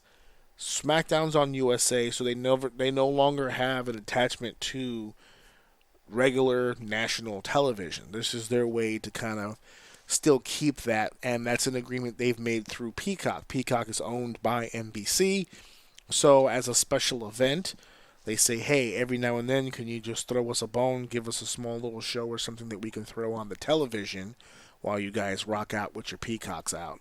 And so every now and again now they've brought in Saturday Night Main Event as that opportunity to do that. And that's what this is. It doesn't, if you notice based on the production too, they don't give you they're giving you what looks like a house show setup. It looks like a house show setup. It feels like a house show setup. It feels very small. Yeah. It's very intimate, very small. And, which was another reason why, the show starts off and you start singing Seth Rollins. I'm like, oh, man, we're starting with this. Okay, cool. I actually thought it might be the main event, to be honest with you. I know that Jey Uso was the world champ, but goddamn, that entrance is a great way to start a fucking show, dude. It just is. Which sucks. I don't want to pigeonhole him in that slot, and they didn't do that here. They made him the main event, which is dope. But fuck, when that song hits, the building goes fucking bananas. But we are here. Seth Rollins and Braun Breaker, CM Punk, Sami Zayn. We're not going to go blow for blow, but at the same time, I loved how this match started. Clear baby faces, clear heels. Shine those babies up. But we got a nice little surprise at the end. Bronson Reed, big Bronson Reed, comes back from injury. We think there's still going to be some beef between him and Rollins. No, sir, at all. The beef has been squashed. And now we have a full-fledged team of Seth Rollins, Braun Breaker, Big Bronson Reed with Paul Heyman at the helm. I like this team. I like it. I was just saying when I saw that, I'm like, I don't know, something about these like Seth Rollins leading these guys could do so much for them and for him, but for them, like, I don't know. I like this group. This is good so far. We'll see what they do with it. If I'm Seth, you need to be very, very careful. When Triple H was a part of DX, he was known very much for being in DX and being a DX guy. And when he left, he went really hard on being a singles guy. He didn't want to be attached to any other groups. He just wanted to be Triple H. But when he started to do the Evolution deal, in the beginning anyway, there was a lot of people trying to compare it to DX, trying to compare it to the group. They ended up being a very different group from the Generation X, which was great. And they were all talented enough to get past the comparison. It never really became a thing. So that's good. He was able to be a part of two of the best stables of all time without the two worlds blending. Seth needs to be careful. Because it's Seth, it's Braun Breaker, it's Bronson Reed, it's three people. You don't want to start getting Shield comparisons, right? Now, it's not going to happen that way. They're not coming through the crowd. That's not the agenda. I get all that. But they got whatever the plan is for this group, just have a clear fucking vision for it. Don't let these people start getting into their heads. Rollins is part of another 3-man group. Uh-oh. No, I don't even see that. How that would happen. I'm looking at this as this is his group, not he's in a group. I know, but that's how you see it. You're a logical, intelligent human being. There's some fickle fucking people out here that are just going to go, uh-oh, another Shield. It's going to happen. Because there's a fucking bunch of mouth breathers who watch this shit that I got to sit there and just go, uh-oh. You know, I made a mess, Ma. Seth's with the Shield again, Ma. He's got a new Shield, Ma. They're bigger and fatter than before. He's gonna have a feud with Roman at some point, and they're all gonna be wearing the get up, and they're gonna come through the crowd. Get ready. They're gonna surround the ring, like the Shield. Yep. They're gonna start surrounding the ring, wearing the gear and everything. Get ready. Oh man, they're gonna put Roman through a table, triple power bomb. I'm telling you, stay away from that shit, please. Nah, run it. Don't listen to him. Run it. It's clear. There's no confusion here. It is clear. There is a difference between the Shield and what's going on here. That is a clear vision. There is. If you cannot identify it, then you're an that's idiot. your problem. Don't rob me of a fun thing because you're too stupid. A fun thing. Don't rob me of a fun thing. Realize what's going on. Yeah. He said, "Don't ruin a fun thing for me." Yeah. So that was a hell of an ending. I did you see that tsunami on Punk? Loved it. Completely unprotected.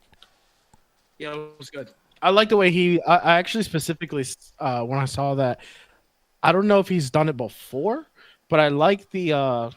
I don't even know if he like actually legitimately stumbled, but when he came off, he did this. Like, yes, I know what you're talking about with his arms. Yeah, and it was really good. Like it really emphasized the move. I like the fact I hope that was on purpose because I like that a lot. He didn't pose or anything up there. It wasn't like he went to the top rope and then waited a second and then he got up and then came down.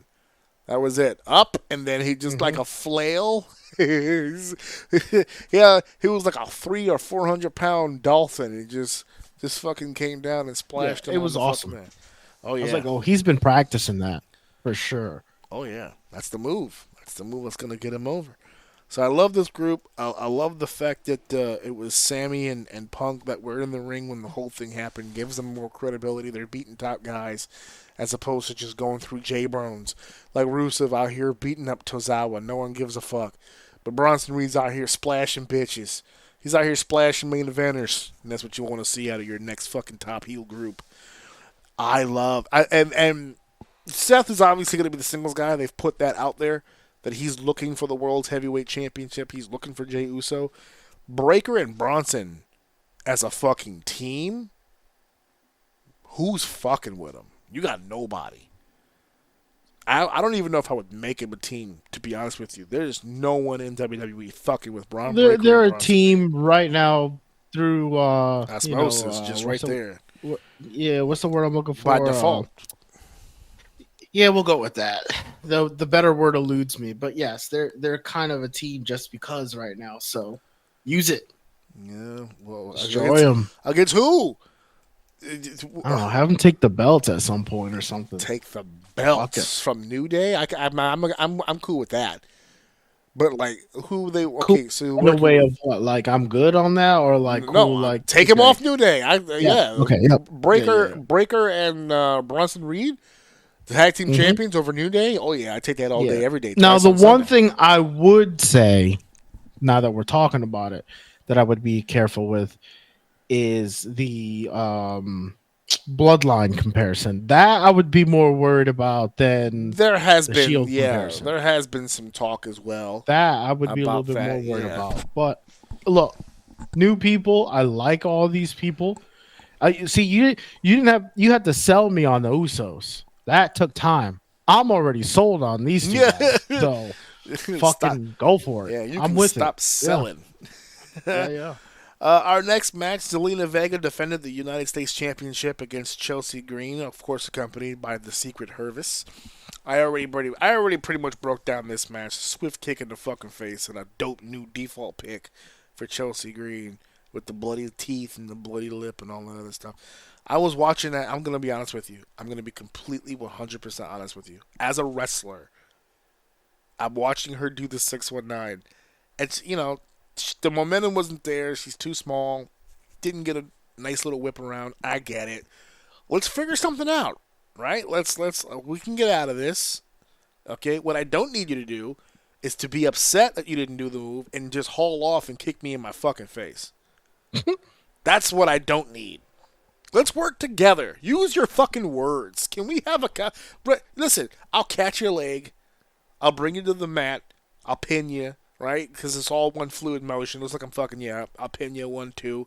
I'll put the fucking neck vice on you. Let's have a conversation. All right? Don't do a 619, get embarrassed, and go, oh my God, what am I going to do? Oh, I know. Whap! And just fucking break my fucking face. I'm going to take that one personally. A little bit. That's one of those situations I told the boys in the back. That's a conversation. We go in the back now, and now we have to have a conversation. How this ends is how it ends, but this needs to be addressed. You're not just going to panic and kick me in the face. This is not going to happen like that.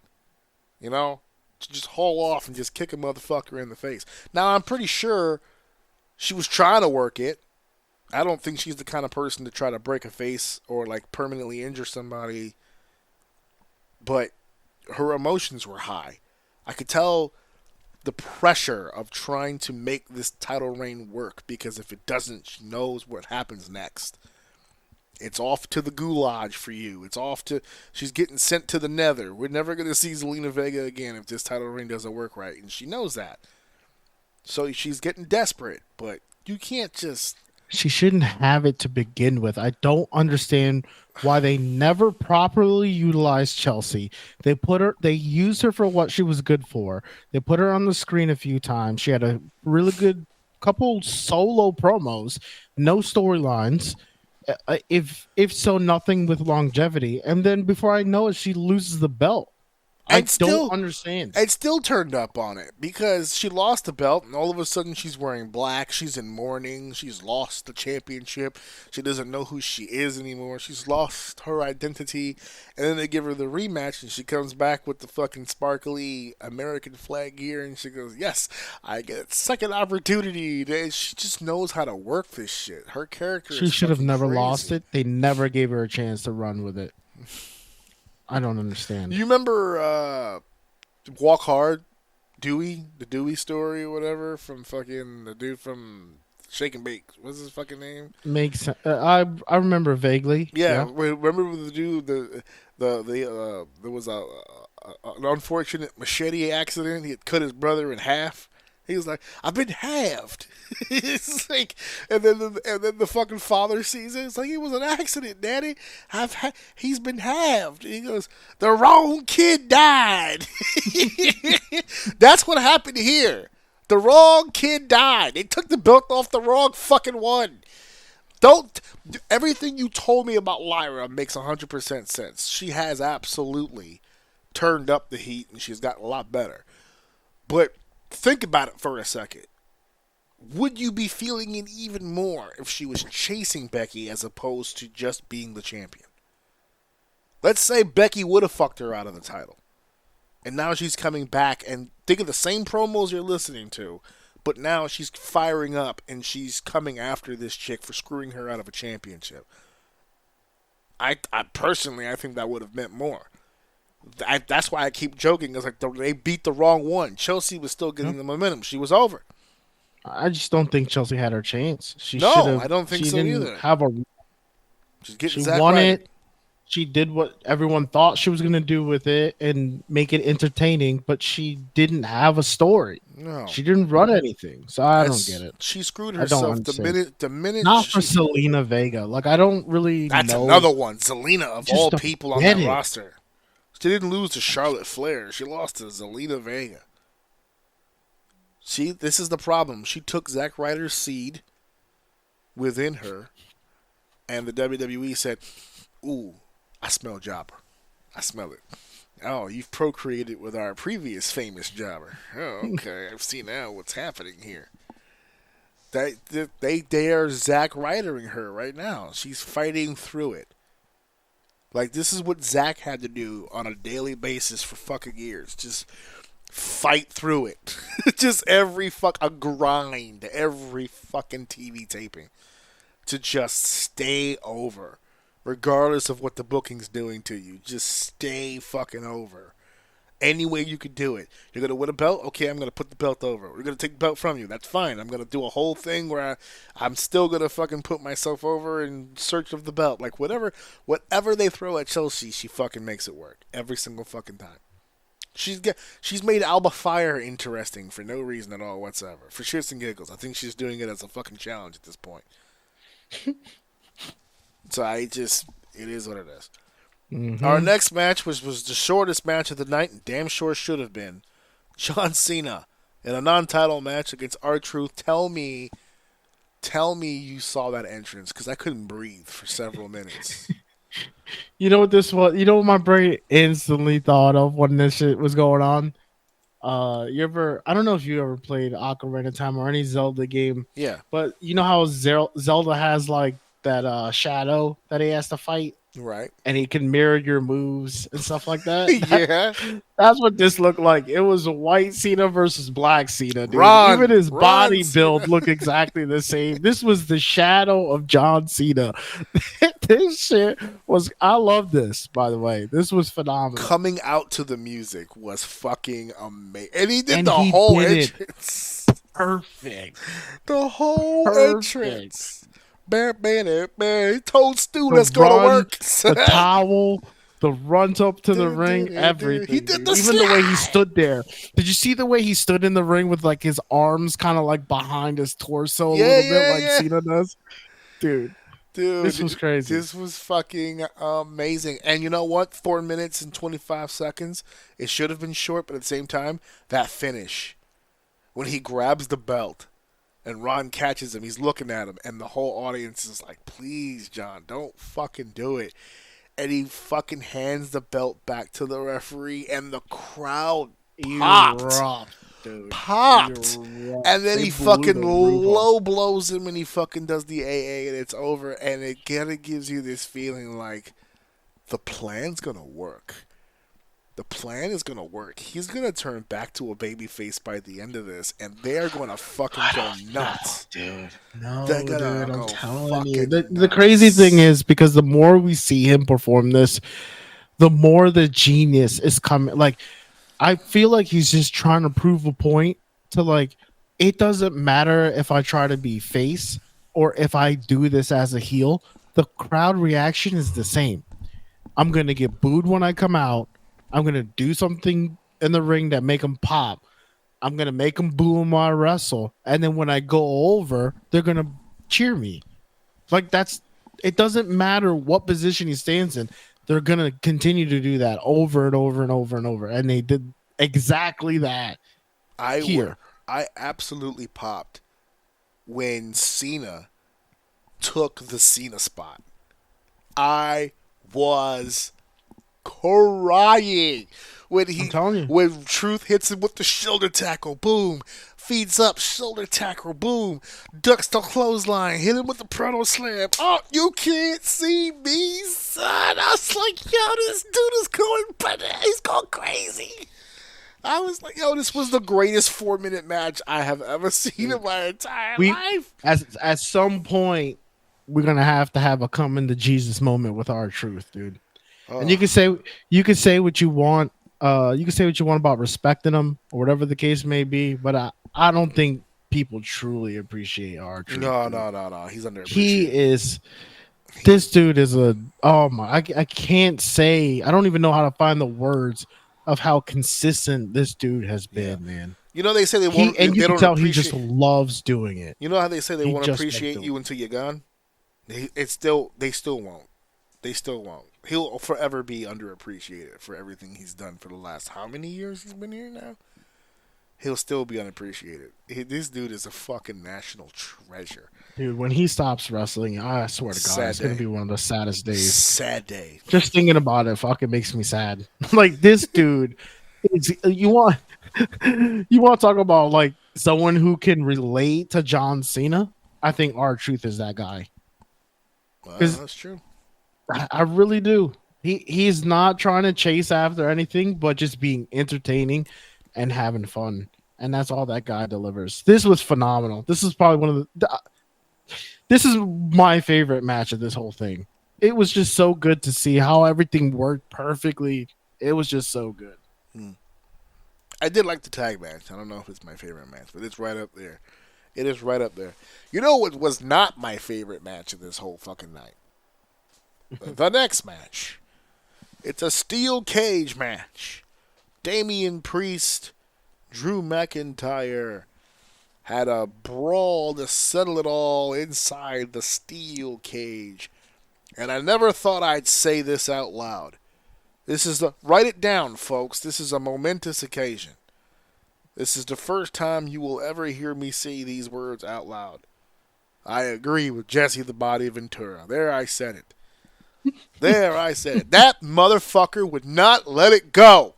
He refused. He refused to let it go. He just went on and on and on and on. And I don't blame him. You know why? Because at the start of the show, the way that he promoted that cage match was a blood feud, which is what it was. It was what it was billed to be. These guys have tried to injure each other. They have brawled outside of the ring into the crowd. They brawled backstage. They've been fighting everywhere. That's the point of the cage, is because they've been fighting everywhere, and it was time to settle it with nowhere to go, nowhere to hide. That's the whole point of this. And before the event, he sold it.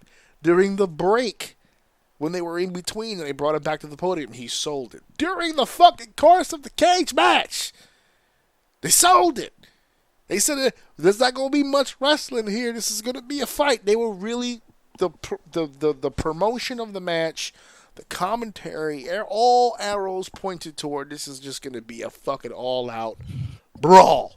They're just going to beat teetotal shit out of each other, and whoever wins, wins. And when he walked out of that cage, when Damian Priest walked out of that fucking cage, a concerto no less. It wasn't like they built to the escape.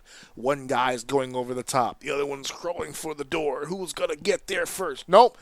Concerto to knock him out, and then out the fucking door at his own goddamn leisure. I was fucking livid. Livid. Otherworldly fucking pissed. I cannot believe. You said earlier that this company has got out of its way to try to fuck over Bianca Belair. I'm starting to fully believe now that someone in that fucking booking room hates Damian Priest's guts. Hates him? Hates his fucking guts. I'm starting to feel now. Before I was like, there's something missing with Damian. He's just not connecting.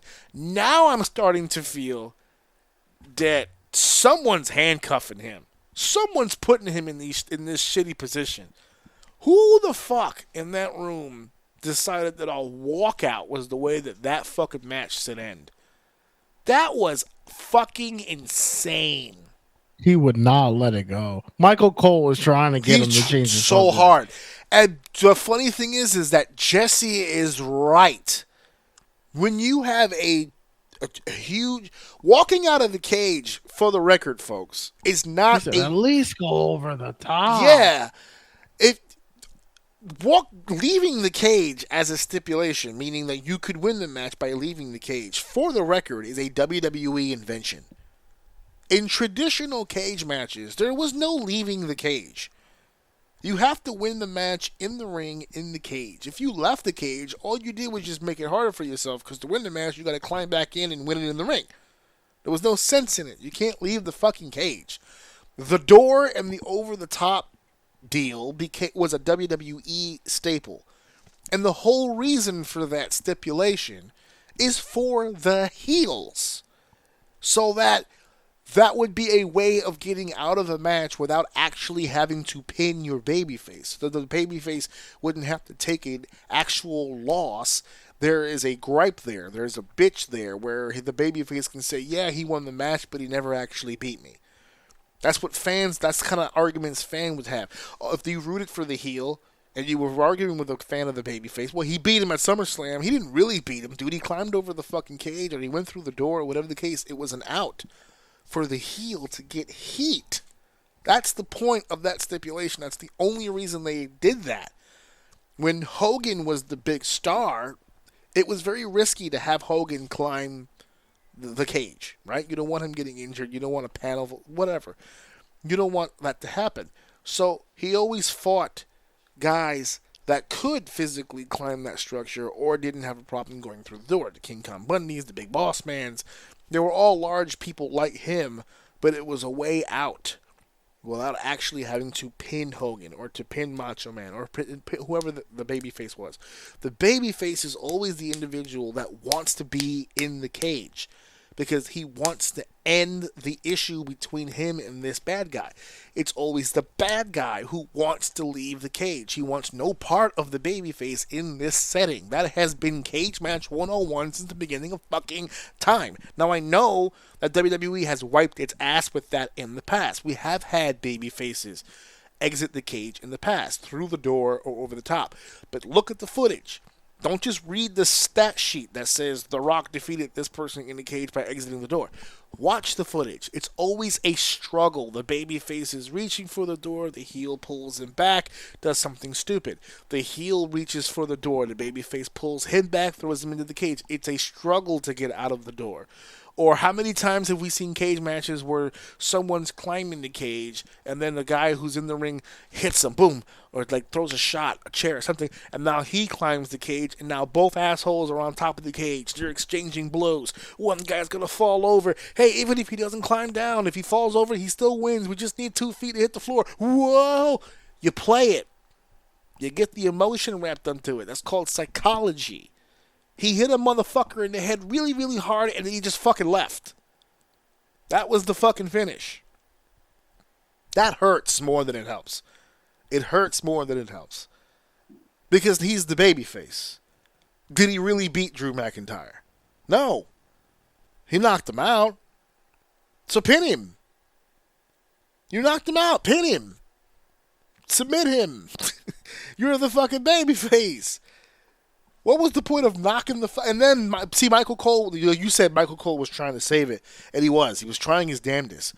But they didn't give him any ammo to use. He kept saying things like Damian wanted a definitive win. How is that a definitive win? Because he knocked him out? Okay, you knocked him out, but you didn't beat him. You can't get knocked out in a cage match. You have to pin, submit, or leave the cage. Pin him. You knocked him out, and then you just fucking left. How many times in a street fight do you knock a guy out in the middle of the street and walk off and just assume the fucking issue is over? Beat him. Definitively. You want a definitive win? Cool. Hook the leg, lateral press, 1, 2, 3. Definitive win. We went into a cage. You knocked me into the cage. I knocked you into the cage. I just knocked you harder than you knocked me. You went down. I pinned you, 1, 2, 3. I beat you. He didn't beat anybody. He just left. It just so happens the stipulation is that if you leave the cage, he wins. It's a garbage finish. And the fact that Jesse would not let it go. He would not. He called him he was all over. He left like a coward. He's right. He's right. The babyface left the fight unfinished. He's a coward. That's what happened here.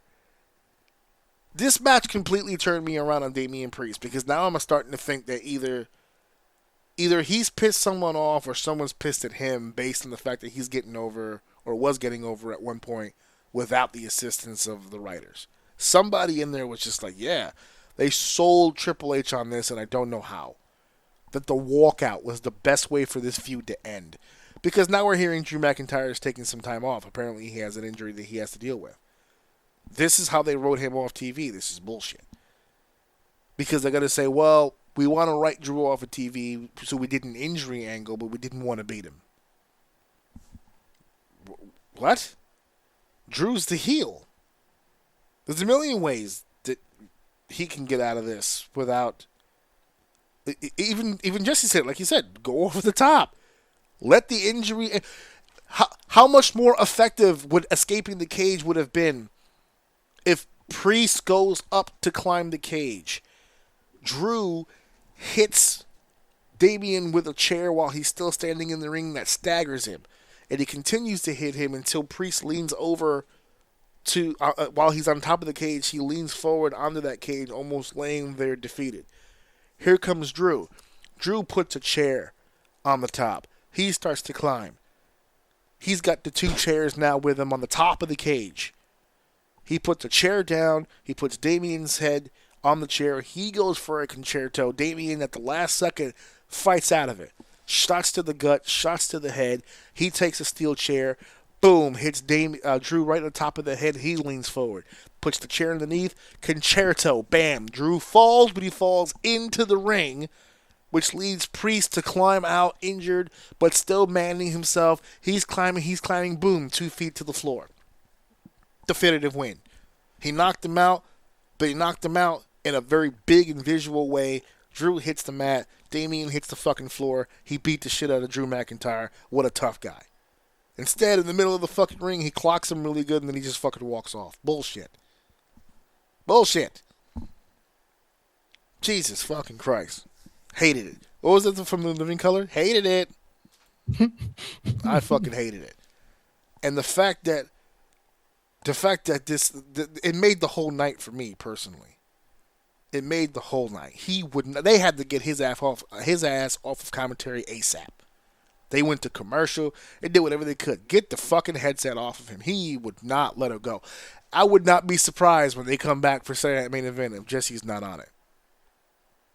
I wouldn't be surprised. They'll get another legend. Maybe they'll put Jimmy Hart in there or something. I don't know. They're not going to be too happy about the way that Jesse did that. But that was fucking hilarious.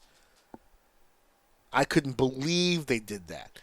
I couldn't believe it. It's like they're trying to fuck this guy over. Well, Drew's got to take a break. Fine, take your fucking break. Book this better. What the fuck? There was no way for both of them to fucking come out looking strong? That's insane. This motherfucker just got a street named after him in the Bronx. This is how they do you, Poppy? This is how they do you? I bet you, I tell you what, a Red Sox fan booked that finish. That's what happened. And I'm sticking to that. There's a Boston writer in there somewhere that saw him get that signed by Yankee Stadium. He said, nah, fuck this.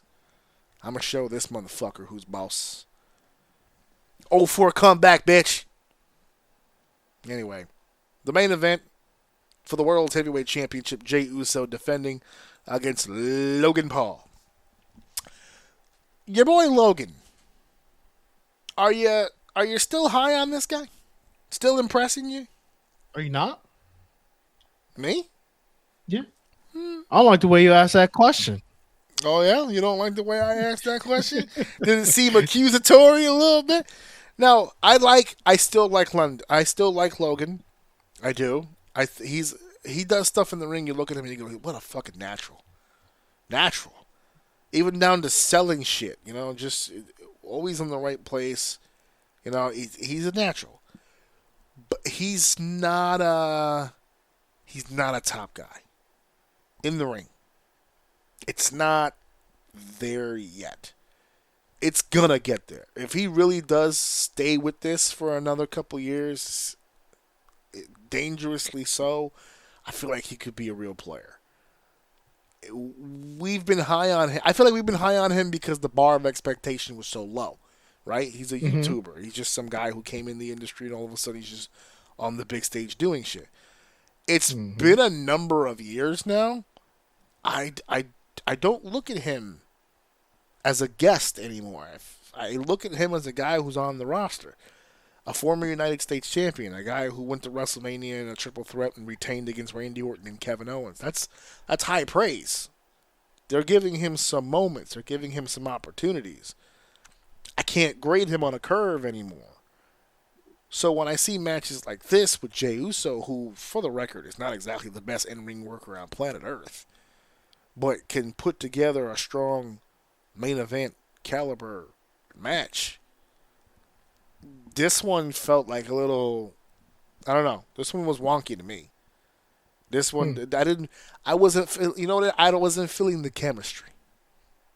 That's what I was going to say. Do you think it's just one of those things that these two don't make magic? Maybe it's the first time, right? Okay, this is the first time they're doing it one-on-one. But there wasn't a natural chemistry here. And because a lot of the people that he works with is how do I say this without sounding disrespectful? Like, to me, is a no-brainer that they're calling the match. Yeah. Jay, I don't know if he's that guy. No, I think Jay's the guy who needs the match called for him.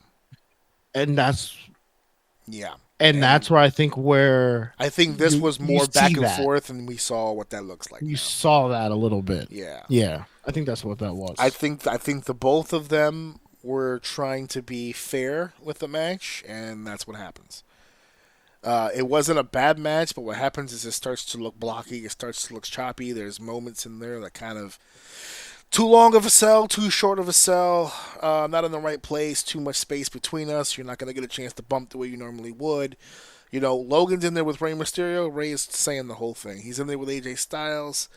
AJ's calling the whole thing. And this didn't seem like that. I gotta hold Jey Uso responsible for this. He's in the position to be that guy. Yeah. And I don't think he's but that this guy. is where I'm going to say, and maybe this is unfair because I can be very harsh to a lot of people. I'm going to give him some grace. Yeah. And I don't think it was a bad match, but I see exactly what you're saying. Yeah. And I think some of this is some experience that he needs. Like, I don't have a problem with it, basically, is I guess where I'm getting at. But I 100% agree to what you're saying. Someone had to take control. Mm-hmm. And I don't think, well, first of all, I think it's a champion's responsibility. Yeah. Although you can argue, depending on the person that they're facing, there is a respect where the other person will call it. But in this situation where you get to experience level, Jay should have absolutely been controlling the pacing of this match. So I'm always in favor of going old school and letting the heel call the match. But when you're in a situation where it's kind of an even playing field as far as position goes, I always lean toward champ. And I have to hold his feet to the fire on this one. If my only argument to what you just said, though, real quick, is that I think Logan has always been a heel, and all of his matches, in my opinion, were called for him. No. That's why I'm saying in this particular situation, because your heel that you're working is very inexperienced. So I'm putting it on Jay's feet that he probably should have took this match over at some point and just locked in and just said, okay, listen, this is what we're going to do, and this is how this is going to go now. As opposed to, hey, what do you want to do? Or, here, I'm going to feed for this, take this. Or, he needs to start getting more of a feel of when it's coming off the rails. And so that way he could just lock in and start. Even if it comes down to just hitting his shit, right? So it's like, as soon as he starts to feel coming off the the wheels falling off here, ask him, I'm going to lean in, throw a shot. He throws in the shot, you block that shot, you start throwing hands, super kicks, whatever you need to do to get your fucking momentum going. Give him a hope, give him a cutoff or something so that we can get this crowd off its fucking ass. And then I'll go back to selling. But we need to wake these people up because this was of the 5. This started the slowest. It got there. It got there. Once the big moves started coming out, they got them. And then of course all the brouhaha because it was only 9 minutes. And then all of a sudden here comes John. Here comes Cody. Cody returns. That finish also didn't make sense because Jay comes off with the splash. He's got him beat. Here comes Cena, and then here comes Cody. And then Jay just gets up and splashes him again and beats him. No disqualification, no referee involvement at all whatsoever. It was just madness and then a pinfall. So I was like, all right, well, they got there, I guess. But it was weird. It was weird. It was wonky. And, there's a lot of factors. First time meeting, one person is probably being more respectful than he probably should have been. And I don't know which side. And you know that what? is. To that point, I know this is kind of a reach, but it does. When was that? Was that Monday? Where, fuck, man, I hate when my brain draws blanks on names. But you saw Monday when Jay came out and he was talking about how like he needs to be more selfish. Yeah. Yeah. I wonder if. Somebody that was like a weird shoot. Somebody sat him down and told him. That's what happened. Somebody sat him down and told him. Why am I trying to blank on the fucking? I'm so annoyed that I'm blanking on the name. On the guy that he was talking to. No, the promo, the guy he won the belt from. Gunther. Jesus Christ. Gunther. Thank you. Fuck. Yes, Gunther shot a promo with him and was pretty much telling him like, you're all about family and friends and fairness, but real champions need to worry about themselves. Yeah. And like I said, I might be a reach a little bit, but like that kind of speaks to this a little bit and to like what you're saying. Like, even we're not saying he was trying to be fair. It could have just been like inexperienced, but like if that is in his head about, making sure everyone gets their shine in the match, it kind of makes sense. Like, look, at some point, if it ain't working, you need to just step up. Don't worry about the other guy and be the champion. Yeah. And that's it. When all else fails, protect the title. That's it. Yep. We can work this chemistry thing out later, but don't let this shit hurt the title reign. Like, and the only reason why I say that, because it was such a weird promo for the situation. Yeah. Like, for you to go out there and say that stuff after you tap, it just doesn't feel right, but it just felt like a different message he was kind of trying to tell him. Yeah, you have because to be it didn't make sense story wise. Yeah, you have to be a different person as champion. You have to be. You have to be. That's every level. Every level. When you're the champion, you're the man who's drawing the money. You're the one who's in charge. You're the locker room. You're everything. You're the guy. You have to protect that. Otherwise, what the fuck is the point? Just give the belt to the fucking he was specifically talking about that match. He was like, I came out to tell you, congratulations on your defense. And then that's when he started going off about, like, you need to start being more selfish. So, I don't know. I'm just putting 2 and 2 together here, but I think Gunther saw it too. Yeah. Yeah, it says right here, you're a great champion, but you're here for everybody else. Yeah, it doesn't mean you sort out your own problems. I'm reading the caption. I can't play the audio. But he said it straight up. You got to be a off different the heels guy. of that match, talking about that match. Again, a reach, but I don't think it's a reach the way that you think. No, I think you're actually on the money about that. He has to be. And I think that's what went wrong with the match. He was being too lax, too lenient. Hey, let's do this shit together. Nah, motherfucker, I'm the champ. Because storyline wise between those two, that conversation doesn't make sense. There you go. And it's almost as if like Jay sat there and like took it from him. You know what I mean? Like we were watching Took a his pep medicine. talk Yeah. live. Yeah. So Because he probably heard it in the back first, and then they used it on the show. Mhm. I'm pretty sure they took him in the back, and they just, I mean, again, not disrespectful, but just, you're the champ. You know what I'm saying? Like, you're the champ. We put this on you for a fucking reason. Like, go out there and fucking take control of what's happening out there. They cannot tell you shit no more, Jay. You are over like Rover, That's what I'm saying. bro. Like, it's hard for people when your whole career you've tried not to rock the boat and you tried to remain humble the whole way through because you just didn't want to make any waves. It's hard to break out of that habit because you feel like the moment you step out of that, the moment you come out your face, all of a sudden the whole dynamic changes. But the boss is, I guarantee it, the bosses are sitting there going, "No, bro, we put this on you. You're getting bigger pops than your cousin. yeah, by far. Yeah, like, you know what I'm saying? Like, you're the guy. Or Like, uncle, forget whatever all the fuck they're playing. Yeah, I think real life shoot it's an uncle, but yeah, but they're looking at him and they're telling him like, you need to go out there and it's not confident and I can perform. You have to be confident that you are running this place. You're the champion. This is your house. Everybody here is eating off your plate. Okay, you got to take control of the situation. So, anyway, not the worst match in the fucking world, but not the best either. We'll see some more efforts from both of them. Actually, I have high hopes for both of them. I think they're both going to do pretty good.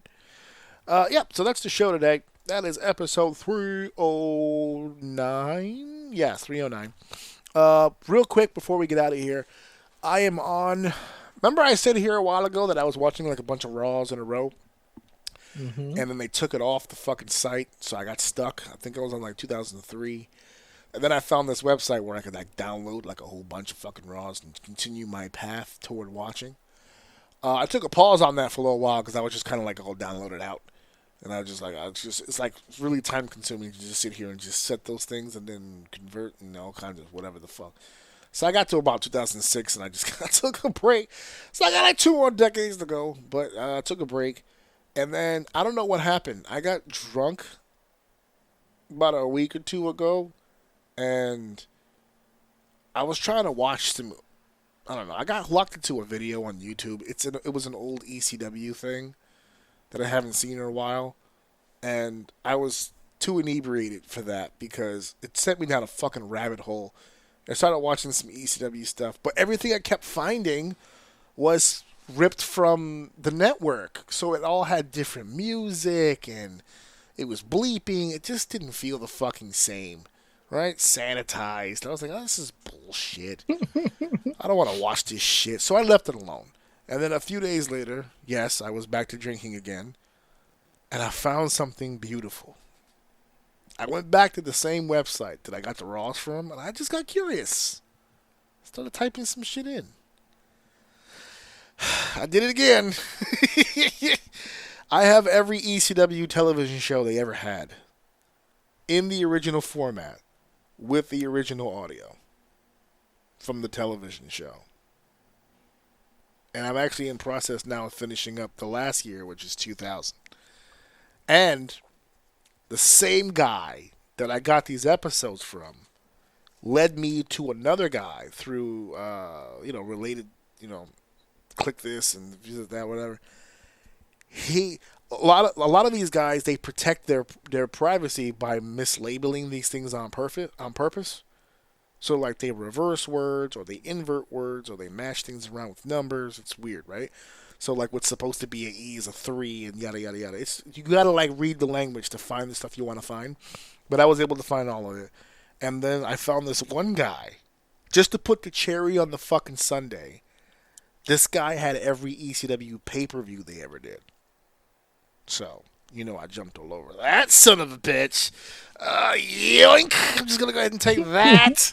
And that's what's currently encoding while we're also doing this show. So, I gotta stop. I don't foresee that I will, because I'm almost done with Raw. I got the ECW, and as I'm searching through these different places, you know what else I found? I'm finding Nitros. I'm finding Thunders. I'm finding Smackdowns. I don't know. You know what I'm saying? So I might have to get a fucking. I might have to start investing in some external hard drives. Because I'm running out of space. I think I'm gonna have a drive just for Raw, and then I'm gonna. You know what I want to do? I want to get a drive just for Raw, and then I'll customize the look of the drive, right? Like put old Raw logos and shit on it. Damn. Get like a SmackDown drive, an ECW drive, a fucking WCW drive. I'm gonna go on the hunt. I want to see if I can find some of those old Ring of Honors. Like this is my life's work. I'm gonna leave this to somebody. I don't know who's gonna fucking want it, but I'm gonna leave this shit to somebody. This is my passion right now. I'm an old man, and this is what I leave me to my devices. This is your collecting coins? Yeah, this is my stamps. This is what we're doing. Okay, it's just high def, and it's on. Actually, they're not high def anymore. I've reduced them to standards for space saving. But fuck it, they're still great quality, and you know. If it's 1 gig or 500 megs and it saves me time, then that's what I'm going to do.